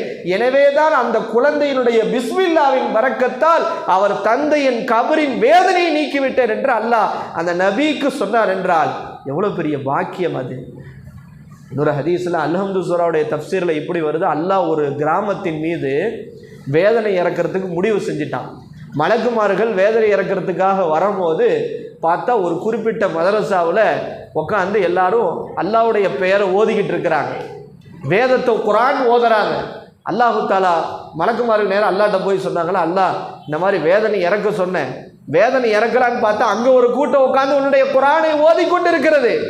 அல்லாஹு தாலா பல நூற்று வருடம் அந்த கூட்டத்தார் மீது இறக்க வேண்டிய வேதனை அல்லாஹ் அதை தாமதப்படுத்தி நீக்கிவிட்டான் என்ற விரிவுரைகளில் வருது. இப்போ மதரசா அப்படின்றது ஒரு ஊருக்கே பரக்கத், இந்த தெருவுக்கு பரக்கத், இந்த கம்பத்திற்கு பரக்கத், இந்த நகரத்திற்கு பரக்கத். அல்லாஹு தஆலா அப்படிப்பட்ட அற்புதமான மதரசாவை தான் அல்லாஹ் இந்த ஜமாலியா மதரசாவை ஆக்கி இருக்கிறார். இங்கிருந்து நாம் வானத்திலே பார்க்கிற போது நட்சத்திரங்களை நாம் எப்படி ஆச்சரியமாக பார்க்கிறோமோ அதே போல் வானத்திலே இருந்து மலக்குமார்கள் பார்க்கிற போது இந்த உலகத்தில் எங்கெல்லாம் பள்ளிவாசல்கள் இருக்கிறதோ, எங்கெல்லாம் குர்ஆன் ஓதப்படுகிற இந்த மதரசாக்கள் இருக்கிறதோ நட்சத்திரங்களை போன்று அவர்களுக்கு தெரியுமாம். அவர்கள் பார்க்கிற போது அந்த மலக்குமார்கள் அவர்கள் ஆச்சரிய ஆச்சரியப்படுவார்கள். இந்த பூமியிலே எவ்வளவு அழகான வெளிச்சமாக இருக்கிறது என்றால், அப்படிப்பட்ட வெளிச்சம் தரக்கூடிய இந்த பூமியின் நட்சத்திரங்களில் ஒன்றுதான் நம்முடைய ஜமாலியா மதரசாவும் அல்லாஹு தாலா வைத்திருக்கிறான். எல்லாம் அல்ல அல்லாஹு தாலா இந்த ஜமாலியா மதரசாவை அல்லாஹ் கியாமத் வரைக்கும் நடப்பதற்கு அருள் புரிவானாக. இந்த மதரசாவை நடத்த வேண்டும் என்று ஆசைப்படுகிற அவர்களுக்கு பொருளாதாரத்தையும் மன தைரியத்தையும் மன ஓர்மையும் இதில் ஈடுபாடையும் அல்லாஹு தஆலா மென்மேலும் அல்லாஹ் அதிகப்படுத்துவானாக. இதில் ஓதி கொடுக்கக்கூடிய உஸ்தாத்மார்களுக்கு உஸ்தாதிகளுக்கு அல்லாஹ் நல்ல ஆரோக்கியத்தையும் நீண்ட ஆயுளையும் அல்லாஹு தஆலா நசீபாக்குவானாக. ஓதி கொடுக்கிற பாக்கியம் இருக்கிறதே, உலகத்திலேயே ஆசிரிய பணி இருக்கிறது, குர்ஆன் ஓதி கொடுக்கக்கூடிய பணி, அது சாதாரண பணி அல்ல. நபி ஸல்லல்லாஹு அலைஹி வஸல்லம் சொன்னாங்க, உஸ்தாதிகளாக இருக்கிறவங்க ரொம்ப பாக்கியவான்கள். ரசூல் ஸல்லல்லாஹு அலைஹி வஸல்லம் சொன்னாங்க, வானத்தில் இருப்பவைகளும் பூமியில் இருப்பவைகளும் குர்ஆன் கல்வியை மார்க்க கல்வியை கற்றுக் கொடுக்கக்கூடிய ஆசிரியருக்காக பாவ மன்னிப்பு தேடுகிறதா. ஹதீஸ்ல எந்த அளவுக்கு நபி அவர்கள் சொன்னாங்க, ஒரு புற்றிலே இருக்கக்கூடிய அந்த எறும்புகள் கூட அவர்களுக்காக பாவ மன்னிப்பு தேடுகிறதாம். கடலில் இருக்கக்கூடிய மீன்கள் கூட மார்க்க கல்வியை கற்றுக் கொடுக்கக்கூடிய உஸ்தாதுக்கு பாவ மன்னிப்பு தேடுகிறது என்றால் உஸ்தாத்மார்களுடைய பணி எவ்வளவு பெரிய பணி. உஸ்தாத்மார்கள் ஒரு அளப்பரிய பணியை இன்ஷா அல்லாஹ் வரக்கூடிய காலங்களில் இன்னும் இந்த ஜமாலியா மதரசாவை இன்னும் சிறப்பாக அவர்கள் நடத்த வேண்டும். அதன் மூலமாக அல்லாஹ் அவர்களுடைய குடும்பத்தையும் ஆபாதாக அல்லாஹ் வைக்க வேண்டும். இந்த மதரசாவிலே ஓதக்கூடிய பிள்ளைகள் அவர்களுடைய பெற்றோர்களுக்கு அல்லாஹ் அவருடைய குடும்பத்தில் இருக்கிற கடன் தொல்லைகளை அல்லாஹ் தஆலா சரி செய்ய வேண்டும். இந்த பெற்றோர்களுடைய குடும்பத்திலே அல்லாஹ் மன நிம்மதியும் சக்கீனத்தையும் அவருடைய பொருளாதாரத்திலும் அல்லாஹ் தஆலா பரக்கத் செய்ய வேண்டும். இந்த பிள்ளைகளின் மூலமாக அந்த பெற்றோர்களுக்கு நீண்ட ஆயுளையும் நல்ல வளமான வாழ்க்கையும் அல்லாஹ் தஆலா நசீபாக்க வேண்டும். அல்லாஹ் இந்த நம்முடைய குடும்பத்திலே மரணித்த அத்தனை கபராளிகளுடைய பாவங்களை மன்னித்து இந்த மதரசாவை நிறுவிய இவருடைய குடும்பத்தார்கள் யாரெல்லாம் மரணித்திருக்கிறார்களோ அவர்களுடைய கபரையும் அல்லாஹ் சுவன பூஞ்சோலையாக ஆக்கி அருள் புரிவானாக. இந்த ஆண்டு விழாவை போன்று பல ஆண்டு விழாக்கள், பல நூறு ஆண்டு விழாக்களை இன்ஷா அல்லாஹ் இந்த ஜமாலியா மதரசா அது நடத்த வேண்டும். அதை நடத்த ஆட்டுகின்ற பொறுப்பை அல்லாஹ் ஏற்றுக்கொள்ள வேண்டும் என்கிற மேலான துவாவோடு இன்ஷா அல்லாஹ் அடுத்தடுத்த வருடங்களிலே ஆலிமா இந்த முபல்லிகா போன்ற பட்டமளிப்பு விழாக்களும் நம்முடைய மதரசாவிலே சிறப்பாக நடப்பதற்கு நீங்கள் எல்லாம் துவா செய்ய வேண்டும். உங்களுடைய மேலான ஒத்துழைப்பில் இன்ஷா அல்லாஹ் இந்த மதரசா சிறப்பாக நடக்கணும். நீங்கள் உஸ்தாத்மாருடைய கான்டாக்டில் இருங்க, மதரசாவுடைய நல்லது கெட்டதை பகிர்ந்துக்கோங்க. நம்ம புள்ள திடீர்னு ஏதோ ஒரு குற்றச்சாட்டு வந்து சொல்கிறான், இன்றைக்கி நடக்கக்கூடிய பிரச்சனை மதரசாவில் அடிச்சுட்டாங்க, உஸ்தாதை அடிச்சுட்டாங்க, இப்படி இந்த மாதிரி வரும்போது அது கவனமாக அடுங்க. என் பிள்ளைய அடிச்சுட்டாங்களா வச்சுட்டாங்களான்னு எமோஷன் ஆகிறத விட்டுட்டு முதல்ல உஸ்தாத்மார்கள்ட்ட அணுகி என்ன நடந்துச்சு, என் பையன் என்ன பண்ணனா என்னன்னு சொல்லி ஒரு சுமூகமாக என்ன செய்யுங்க. ஒரு கம்யூனிகேஷன் முக்கியம். நீங்கள் நல்லா பார்க்கணும், ஒரு ஸ்கூல் நல்லா நடக்கணும்னா பேரண்ட்ஸ் மீட்டிங் நல்லா இருக்கும். அடிக்கடி பேரண்ட்ஸ் மீட்டிங் வைக்கிறாங்க. அடிக்கடி பேரண்ட்ஸ் என்ன செய்யணும், அந்த டீச்சர்ஸை சந்திச்சாதான் அந்த ஸ்கூலில் அந்த நல்ல மாணவர்கள் படிப்பாங்க. அந்த மாதிரி நீங்கள் அடிக்கடி வாங்க, உஸ்தாத்மார்கள் அணுகுங்க. நிர்வாகத்தினர்கள் இங்கே தான் இருக்கிறாங்க, எங்கேயும் தூரமாக சில மதரசாக்கள் நடக்கும், நிர்வாகம் எங்கே இருக்குன்னே தெரியாது, ஆனால் நிர்வாகம் இங்கே தான் இருக்குது. குறைநிறைகளை சொல்லுங்க. இப்படி இருந்தால் உங்கள் குறைநிறைகளை சொல்லும் போது அதை எடுத்துக்கொண்டு இன்னும் சிறப்பாக நம்ம பிள்ளைங்க உருவாகணுன்ற நியத்தில் தான் மதரசா நடக்குது. நிர்வாகத்தில் அப்படித்தான் இருக்கிறாங்க. அதனால் இன்ஷா அல்லாஹ் வரக்கூடிய காலங்களில் பெற்றோர்களுடைய ஒத்துழைப்பில் மிக சிறப்பாக இன்ஷா அல்லாஹ் நடப்பதற்கு எல்லாம் வல்ல அல்லாஹு தஆலா அருள் புரிவானாக. நாம் நம்ம எதையெல்லாம் கேட்டோமோ அதன்படி அமல் செய்யக்கூடிய பாக்கியத்தையும் நாம் இந்த துவாவை நபி ஸல்லல்லாஹு அலைஹி வஸல்லத்துடைய பொருட்டால், நல்லடியார்கள் சுஹதாக்கள் சாலிஹீன்களுடைய பொருட்டால் எல்லாம் வல்ல அல்லாஹு தஆலா ஏற்றுக்கொள்வானாக என்ற துவாவோடு என்னுடைய உரையை நிறைவு செய்து கொள்கின்றேன். அஸ்ஸலாமு அலைக்கும் வரஹ்மத்துல்லாஹி வபரகாத்துஹு. ஒன்று, வாரந்தோறும் சனிக்கிழமை மக்ரிபுக்கு பிறகு தொடர்ந்து அல்லாஹ்வுடைய கிருபையில் சிறப்பான முறையில் குர்ஆன் தஃப்சீருடைய அந்த பயான் நிகழ்ச்சி மிக சிறப்பாக தொடர்ந்து கண்டினியூவாக நடந்துக்கிட்டு இருக்கு, இடைவிடாமல். பெற்றோராகிய நீங்கள் என்ன செய்யணும்னா, அந்த ஒரு நாளாவது நீங்கள் என்ன செய்யணும், இன்ஷா அல்லாஹ் அந்த தஃப்சீருடைய நிகழ்வில் வந்து கலந்து கொண்டு அந்த பயான் நிகழ்ச்சியை வாரம் நீங்கள் பலனடையணும், பெற்றோர்கள் பலனடையணும். அதுக்கு தான் அந்த மஜ்லிஸை ஏற்பாடு செய்யப்பட்டிருக்குது. இன்ஷா அல்லாஹ் வாரந்தோறும் சனிக்கிழமை தஃப்சீருடைய நிகழ்வில் பெற்றோர்கள் கலந்து கொள்ள வேண்டும். அதே போன்று ஒவ்வொரு வருஷமும் ரமதானில் தராவீகும் நம்முடைய மதரசாவில் ஏற்பாடு செய்யப்பட்டிருக்கிறது. இந்த வருடமும் இன்ஷா அல்லாஹ் நம்முடைய மதரசாவில் தராவீக நடைபெறும். இன்ஷா அல்லாஹ் எல்லா பெற்றோர்களும் இன்ஷா அல்லாஹ் நம்முடைய மதரசாவில் நடக்கக்கூடிய முழு குரானை ஓதி ஹாஃபில் தொழுக வைக்கிறாங்க. அந்த தராவீகளை கலந்து கொண்டு இன்ஷா அல்லாஹ் பயனடையுமாறு அன்போடு கேட்டுக்கொள்கிறோம். அஸ்ஸலாமு அலைக்கும் வரஹ்மத்துல்லாஹி வபரகாத்துஹு.